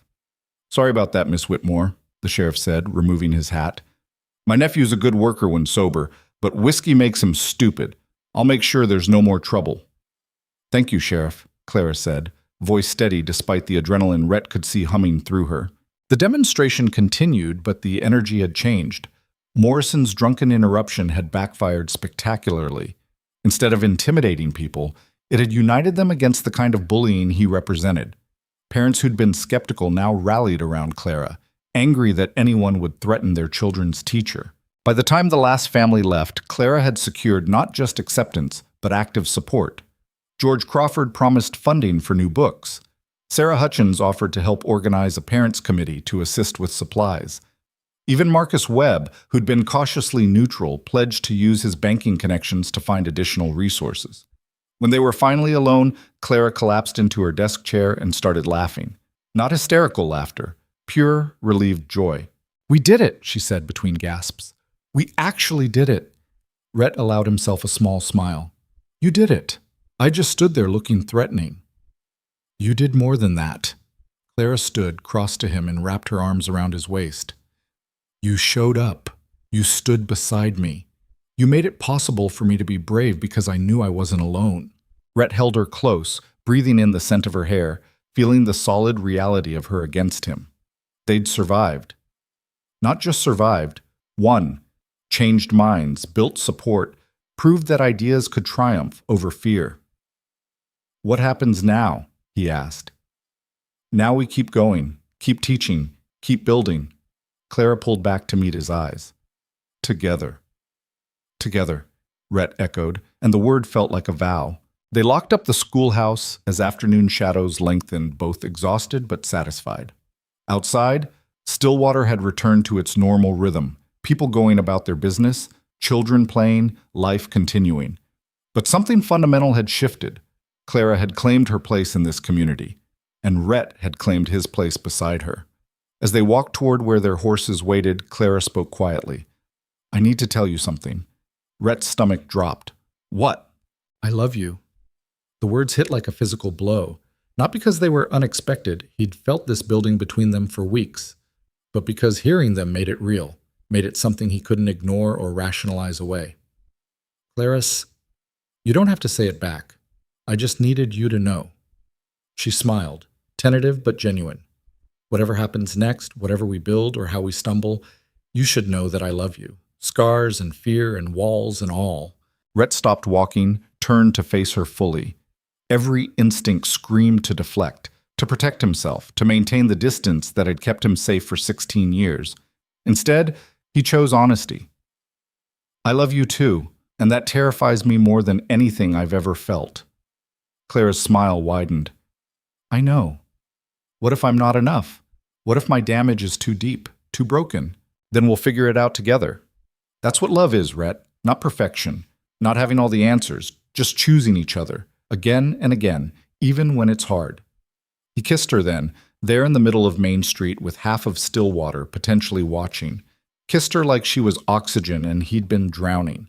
Kissed her like maybe, just maybe, hope was stronger than fear. When they finally separated, both breathless, Clara laughed softly. That's going to be all over town by dinner. Let it be. No more hiding? No more hiding. They rode out together as the sun descended toward the mountains, painting the sky in shades of orange and gold. And for the first time in 16 years, Rhett Callahan felt something other than isolated. He felt alive. 3 weeks after the demonstration, Rhett stood in the doorway of his ranch house, watching dawn break over land that no longer felt like a fortress. Claire had spent the night, not for the first time since they'd stopped hiding, and was still sleeping in his bed, her dark hair spread across the pillow like ink on canvas. The sight should have terrified him.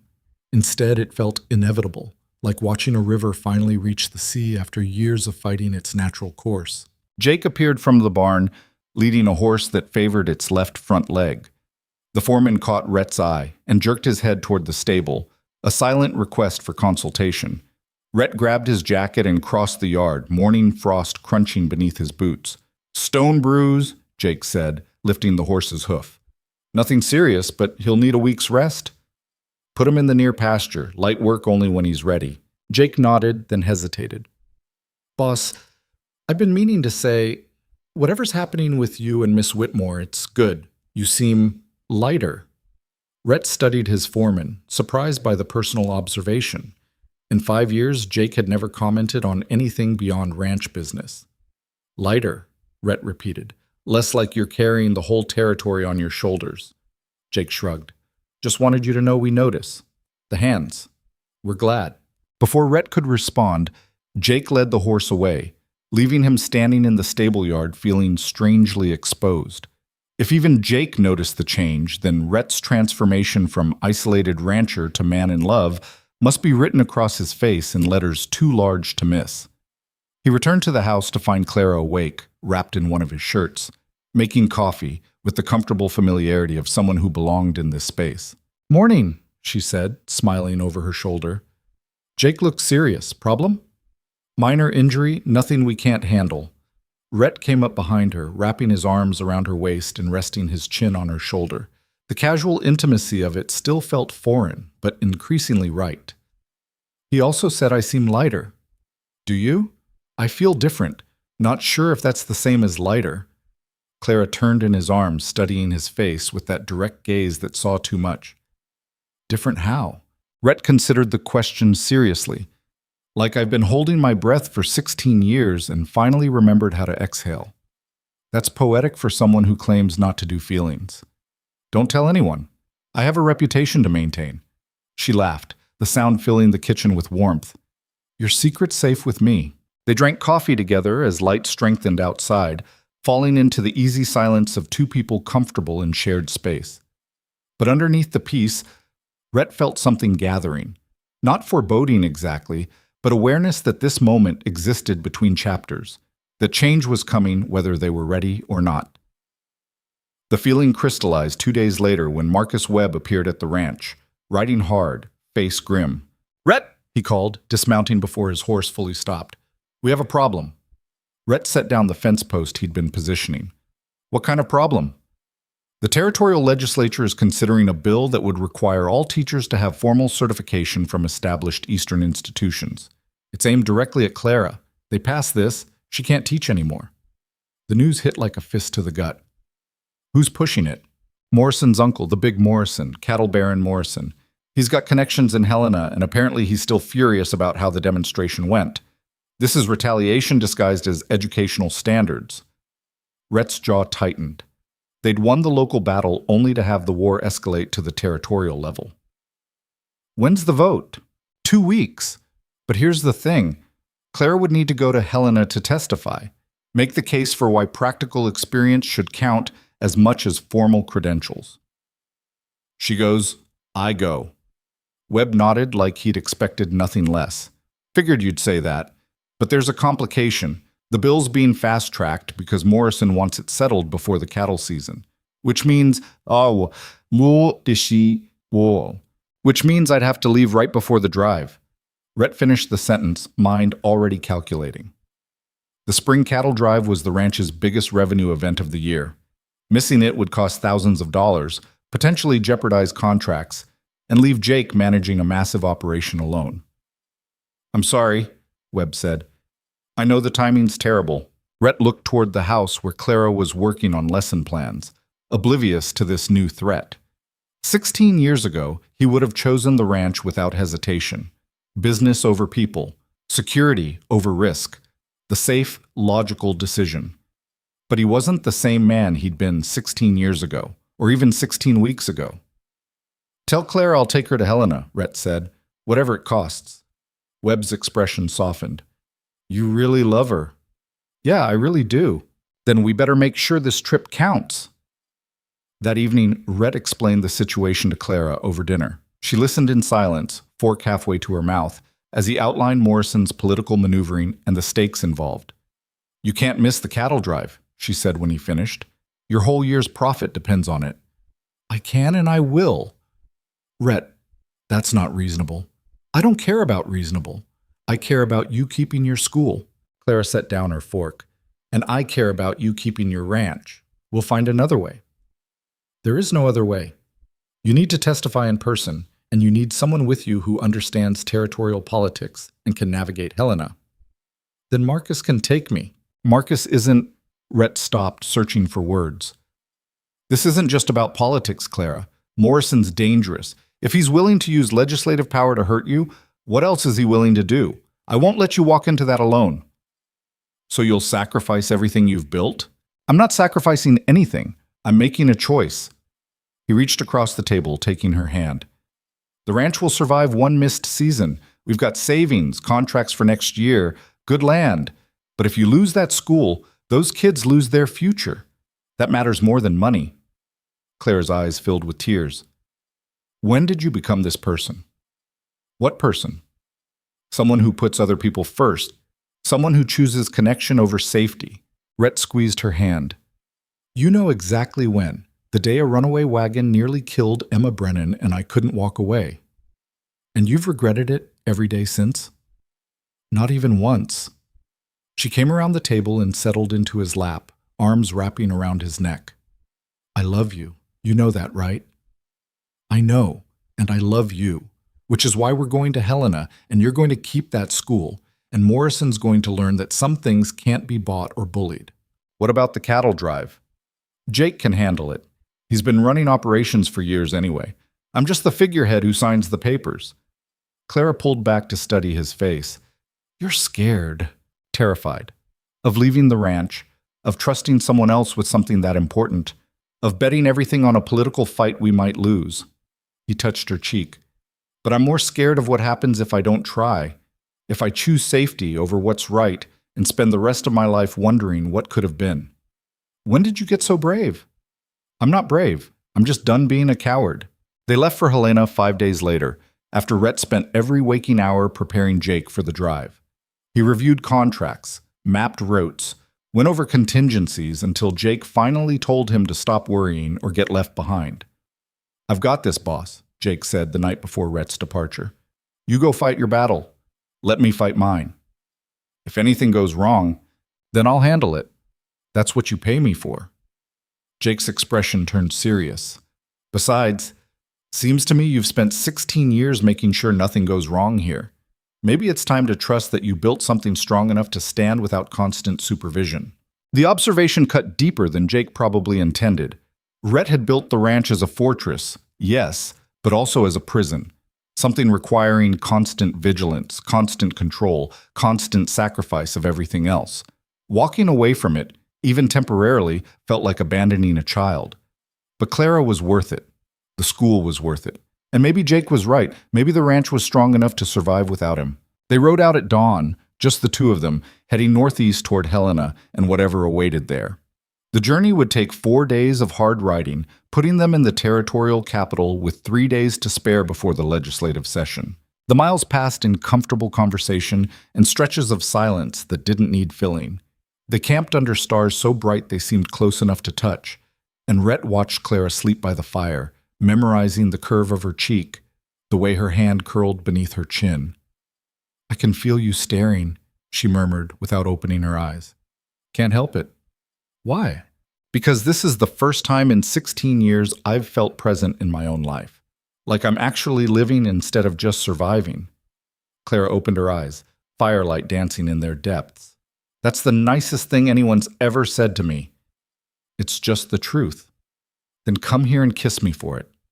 He did, and the kiss tasted like possibility, like futures they might build together if they were brave enough, strong enough, lucky enough. Helena materialized on the fourth day, a city carved into mountain slopes, its buildings clinging to hillsides with the determination of settlers who refused to accept that some places weren't meant for civilization. The territorial capital bustled with activity, legislators, lobbyists, businessmen all converging for the session. Rhett secured rooms at a boarding house run by a widow named Mrs. Fletcher, who took one look at Clara's Eastern manners and Rhett's frontier roughness and made immediate assumptions. "2 rooms," Rhett said firmly, "and we're not married." Mrs. Fletcher's eyebrows climbed. "Not married?" "Not yet," Clara added, and Rhett felt his heart stutter at the casual certainty in those 2 words. They spent the evening preparing Clara's testimony, reviewing arguments, anticipating counterpoints. Marcus had sent ahead detailed notes about which legislators were sympathetic, which were bought by Morrison, which might be swayed by compelling evidence.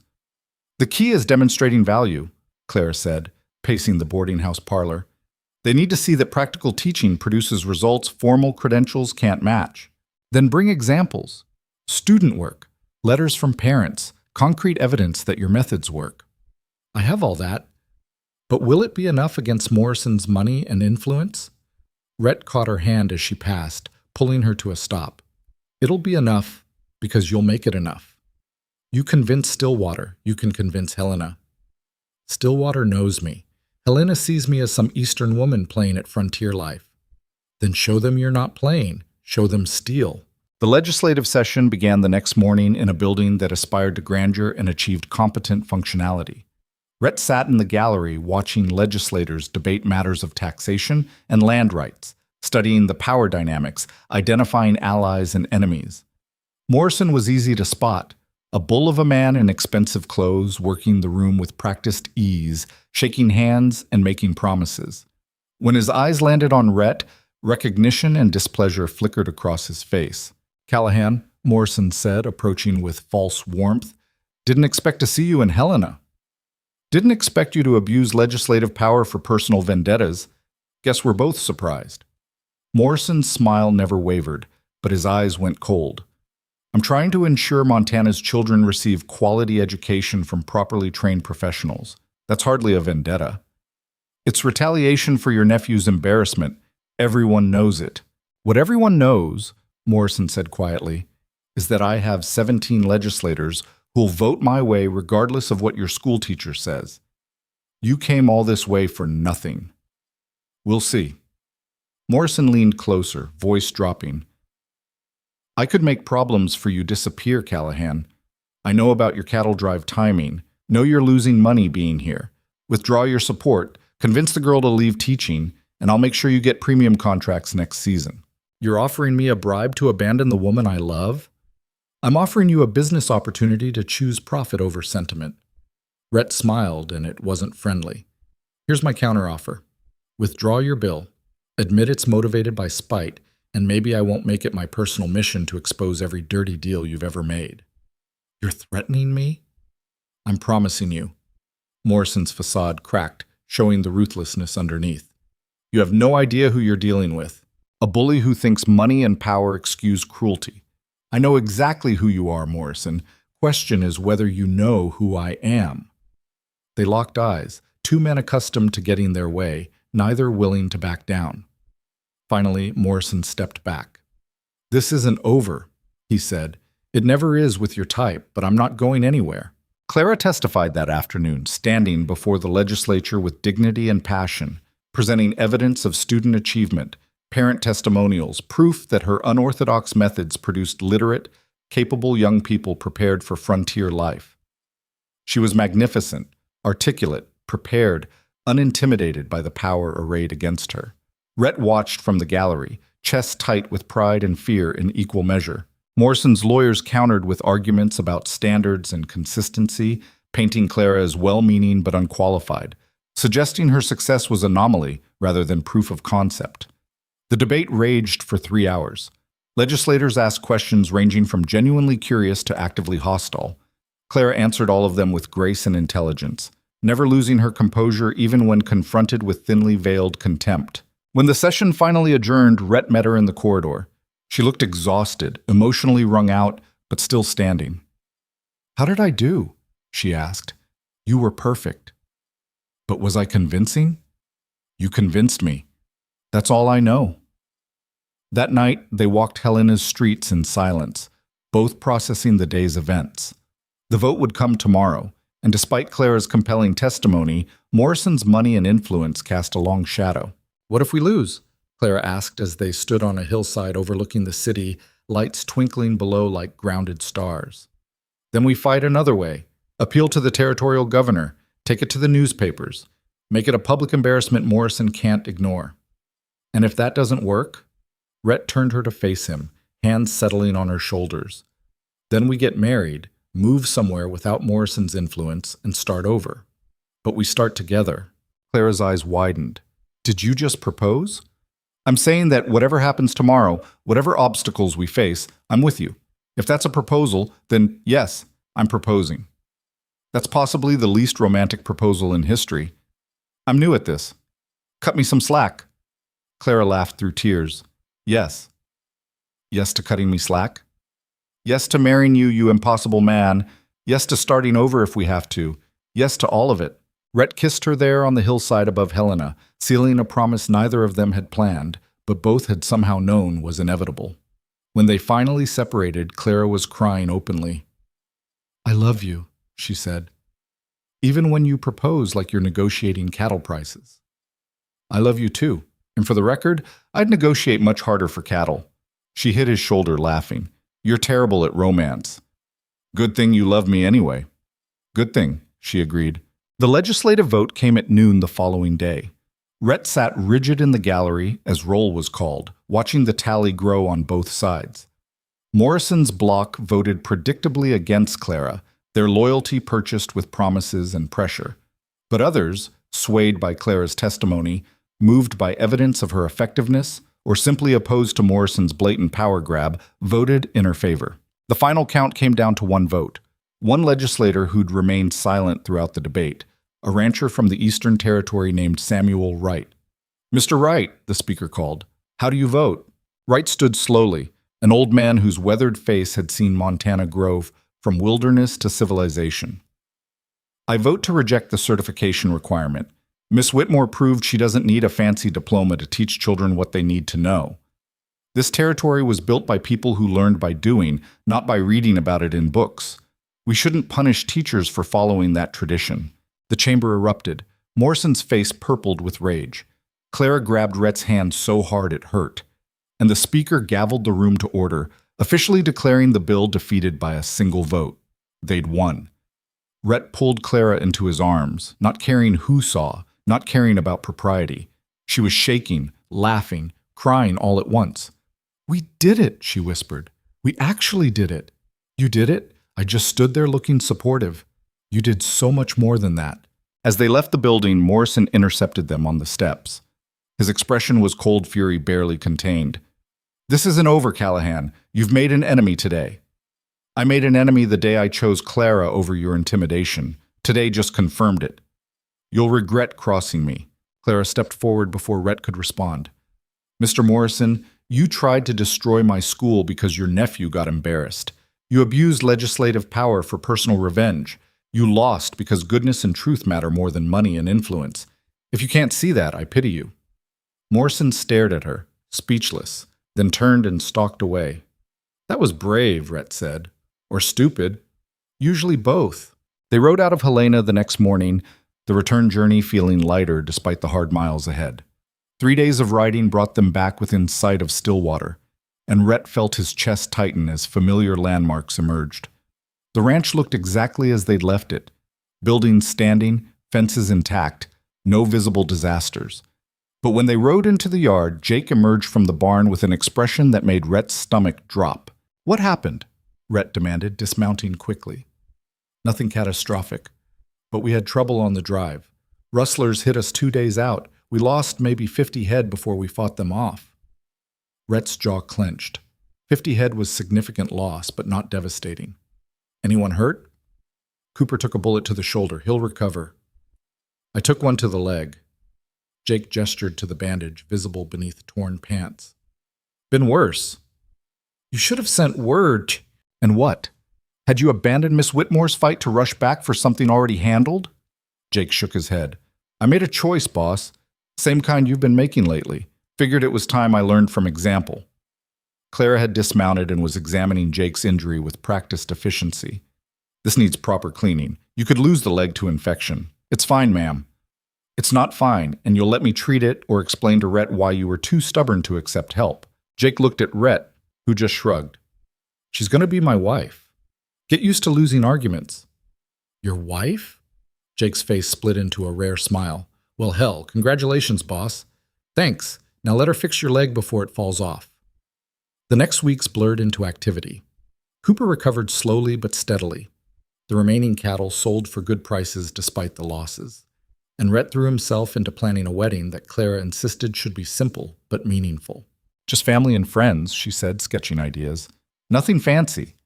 We don't have much family." "Then friends. The people who matter."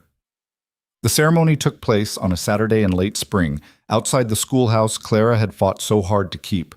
Emma Brennan scattered wildflowers. Michael Hutchins and Tommy Chen stood awkward in their Sunday best. Jake served as Rhett's best man despite his limp. And Sarah Hutchins, who'd once opposed everything Clara represented, baked the wedding cake. Sheriff Morrison officiated, reading words about commitment and partnership that resonated deeper than traditional vows. When it came time for Rhett to speak, he set aside the prepared statement and spoke from the heart. "Clara, you taught me that survival isn't the same as living, that walls built to keep pain out also keep joy out. That love, real love, isn't weakness. It's the bravest thing a person can do." His voice caught. "I spent 16 years alone because I was afraid. You showed me that fear is just another challenge to face. That connection matters more than safety. That building something with someone is worth every risk." Clara was crying openly, not bothering to hide tears. When her turn came, she said simply, "Rhett, you chose me when choosing me cost you everything familiar.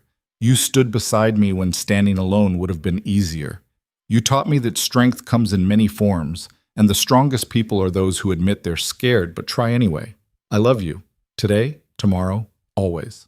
They kissed as husband and wife while Stillwater cheered, and Rhett felt something fundamental settle into place. This was home now, not just land and buildings, but people and connection and shared purpose. The celebration continued into evening. The schoolhouse transformed into a dance hall, fiddles playing while couples whirled. Rhett, who'd never danced in his life, let Clara teach him the basics, stumbling through steps and not caring who saw. "You're terrible at this," she laughed. "I'm terrible at a lot of things. You married me anyway." "I married you because you're good at the things that matter." "Like what?" "Like loving me. Like showing up. Like choosing hope over fear." They danced as stars emerged, and when the last guest finally departed, Rhett and Clara stood alone in the schoolhouse where this chapter of their lives had begun. "Ready to go home?" Rhett asked. Clara smiled. "I am home, wherever you are." "That's almost romantic." "I'm learning from your example." They rode to the ranch through darkness, comfortable in shared silence. The house waited, no longer empty but full of possibility. This was the future Rhett had never believed possible. Partnership, love, connection. It still terrified him sometimes, but the fear was manageable now, balanced by joy and purpose, and the simple certainty that whatever came next, he wouldn't face it alone. 3 months later, Clara discovered she was pregnant. Rhett held the news like glass, afraid to believe, afraid to hope, afraid this happiness was too fragile to survive reality's harsh testing. "Tell me what you're thinking," Clara said, watching his face. "I'm thinking about my father, about how losing my mother destroyed him, about whether I'm strong enough to handle this kind of love." And I'm choosing to try anyway, because you're right, Fear is just another challenge, and I'm done letting it win. Their daughter arrived the following spring during a thunderstorm that rattled windows and reminded everyone that Montana gave nothing easily. Clara labored for 18 hours while Rhett paced holes in the floor, useless and terrified in equal measure. When the midwife finally emerged with a squalling bundle, Rhett stared at the tiny face and felt his entire world reorganize around this new, fragile life. "She's perfect," Clara whispered, exhausted but radiant. "She's terrifying. She's ours." They named her Sarah, after Clara's mother, and Eleanor, after Rhett's. Sarah Eleanor Callahan, a name that honored the women who'd shaped them, who'd loved and been lost, but whose influence echoed forward. Rhett held his daughter that first night, watching her sleep, and understood finally what his father had felt. This overwhelming, suffocating, beautiful terror of loving something so completely that losing it would destroy you. But he also understood what his father hadn't, that the risk was worth it, that this small weight in his arms justified every moment of fear, every sleepless night, every terrifying possibility. "I love you," he whispered to Sarah, "and I promise I'll be here, no matter how scared I get, no matter how hard it is. I'll be here." Clara appeared in the doorway, watching him with their daughter. "You're already a better father than you think. I'm already more terrified than I thought possible." Same thing, usually. The years that followed weren't easy. Ranch life never was. They faced drought and disease, economic downturns, and personal challenges. Sarah grew into a fierce, brilliant child who inherited her mother's determination and her father's quiet strength. The school expanded. Clara trained other teachers, spread her methods, built something that outlasted any single person's presence. Emma Brennan became her assistant, then took over when Clara stepped back to raise Sarah and eventually Sarah's younger brother Thomas. The ranch prospered under Rhett and Jake's partnership, growing not just in acreage but in reputation for fair dealing and quality stock. Rhett never fully conquered his fear of loss, but he learned to live alongside it, to choose connection despite the risk. On their 10th anniversary, sitting on the porch watching sunset paint the Bitterroot Range in shades of gold and crimson, Clara asked if he had any regrets. Rhett considered the question seriously, watching Sarah chase fireflies in the yard while Thomas toddled after his sister. "I regret the years I wasted," he said finally. "All that time alone, convinced isolation was strength. But I don't regret anything after you." "Not even the scary parts?" "Especially the scary parts. They taught me that bravery isn't the absence of fear. It's doing what matters despite being terrified." Clara leaned against his shoulder, her hand finding his. "You know what I think?" "What?" "I think your father would be proud of you. Not for the ranch or the money or the success, but for choosing to love despite knowing what loss feels like." Rhett's throat tightened. He'd spent so many years running from his father's ghost, afraid of becoming him. But Clara was right. His father hadn't been weak for loving. He'd been human, and his collapse after loss didn't negate the joy he'd found in loving. "Thank you," Rhett said quietly. "For what?" "For not giving up on me. For being patient while I learned how to be human again." "You were always human, Rhett. You just forgot for a while." They sat in comfortable silence while the sky darkened and stars emerged, one by one, steady and eternal. Sarah finally tired herself out and climbed into Rhett's lap, sweaty and grass-stained and perfect.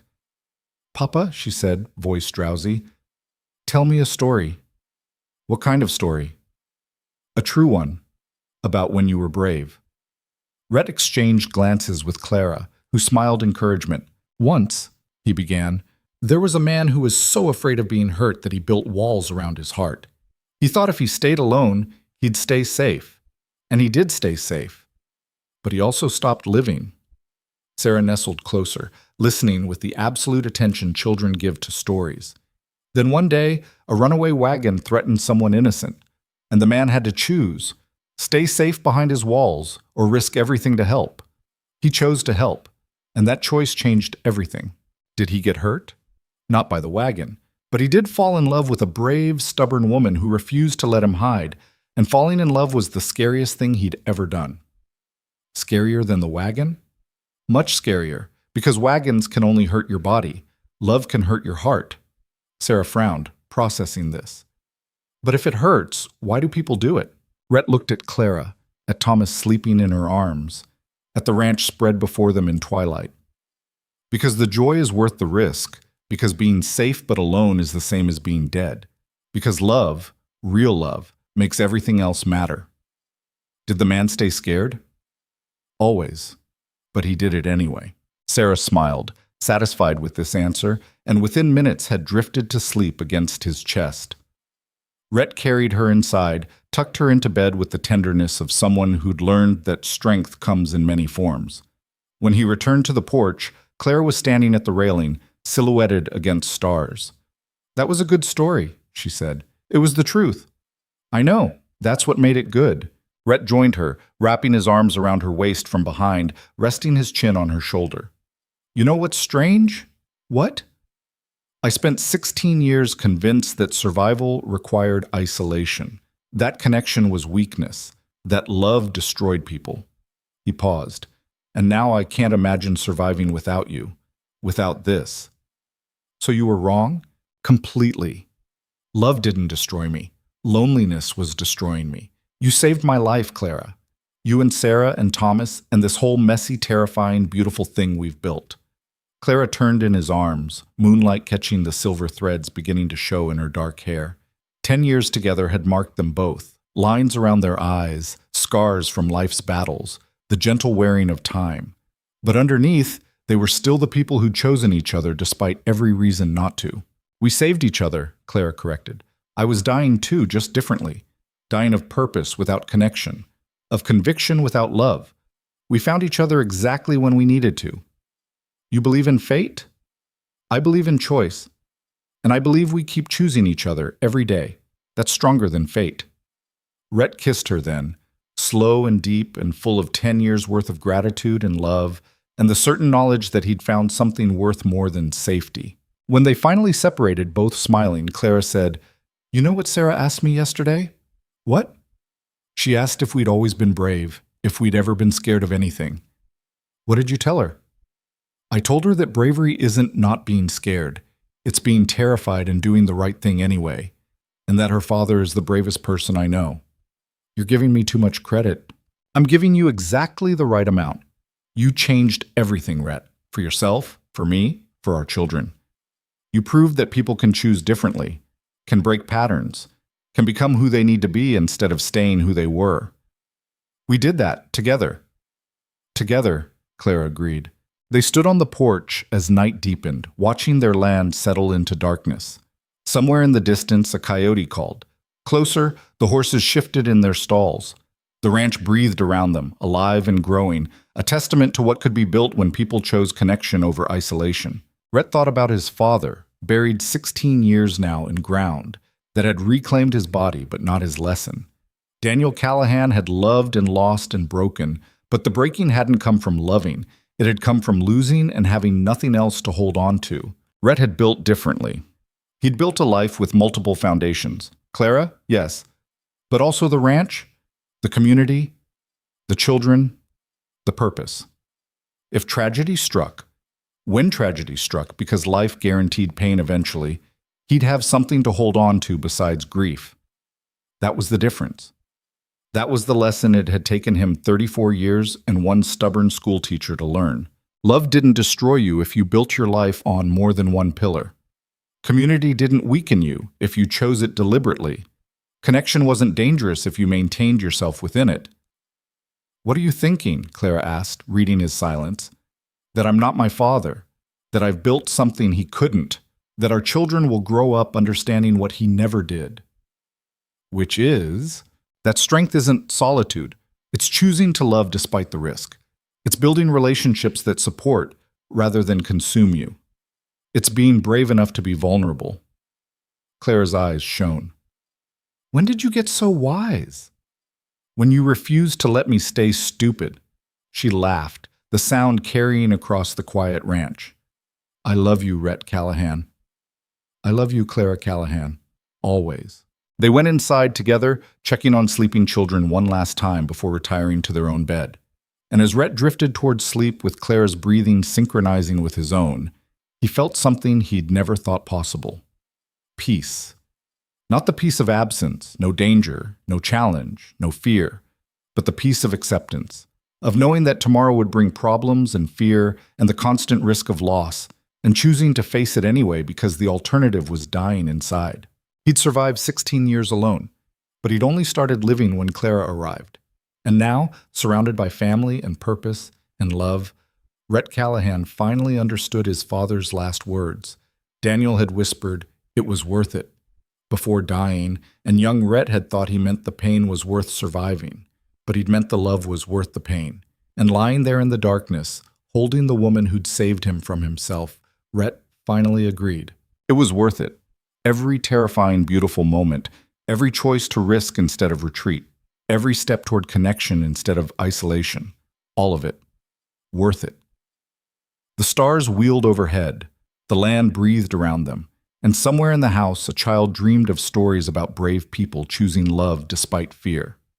The man who'd chosen solitude had become a man who chose family, and in that transformation, Rhett Callahan had finally found what he'd been searching for all along. Not safety, not isolation, not the absence of pain, but a life worth living, a legacy worth leaving, a love worth fighting for. Under the vast Montana sky, on land that gave nothing easily but rewarded those who persevered, Rhett had built more than a ranch. He'd built a future, and it was everything he'd never known he wanted.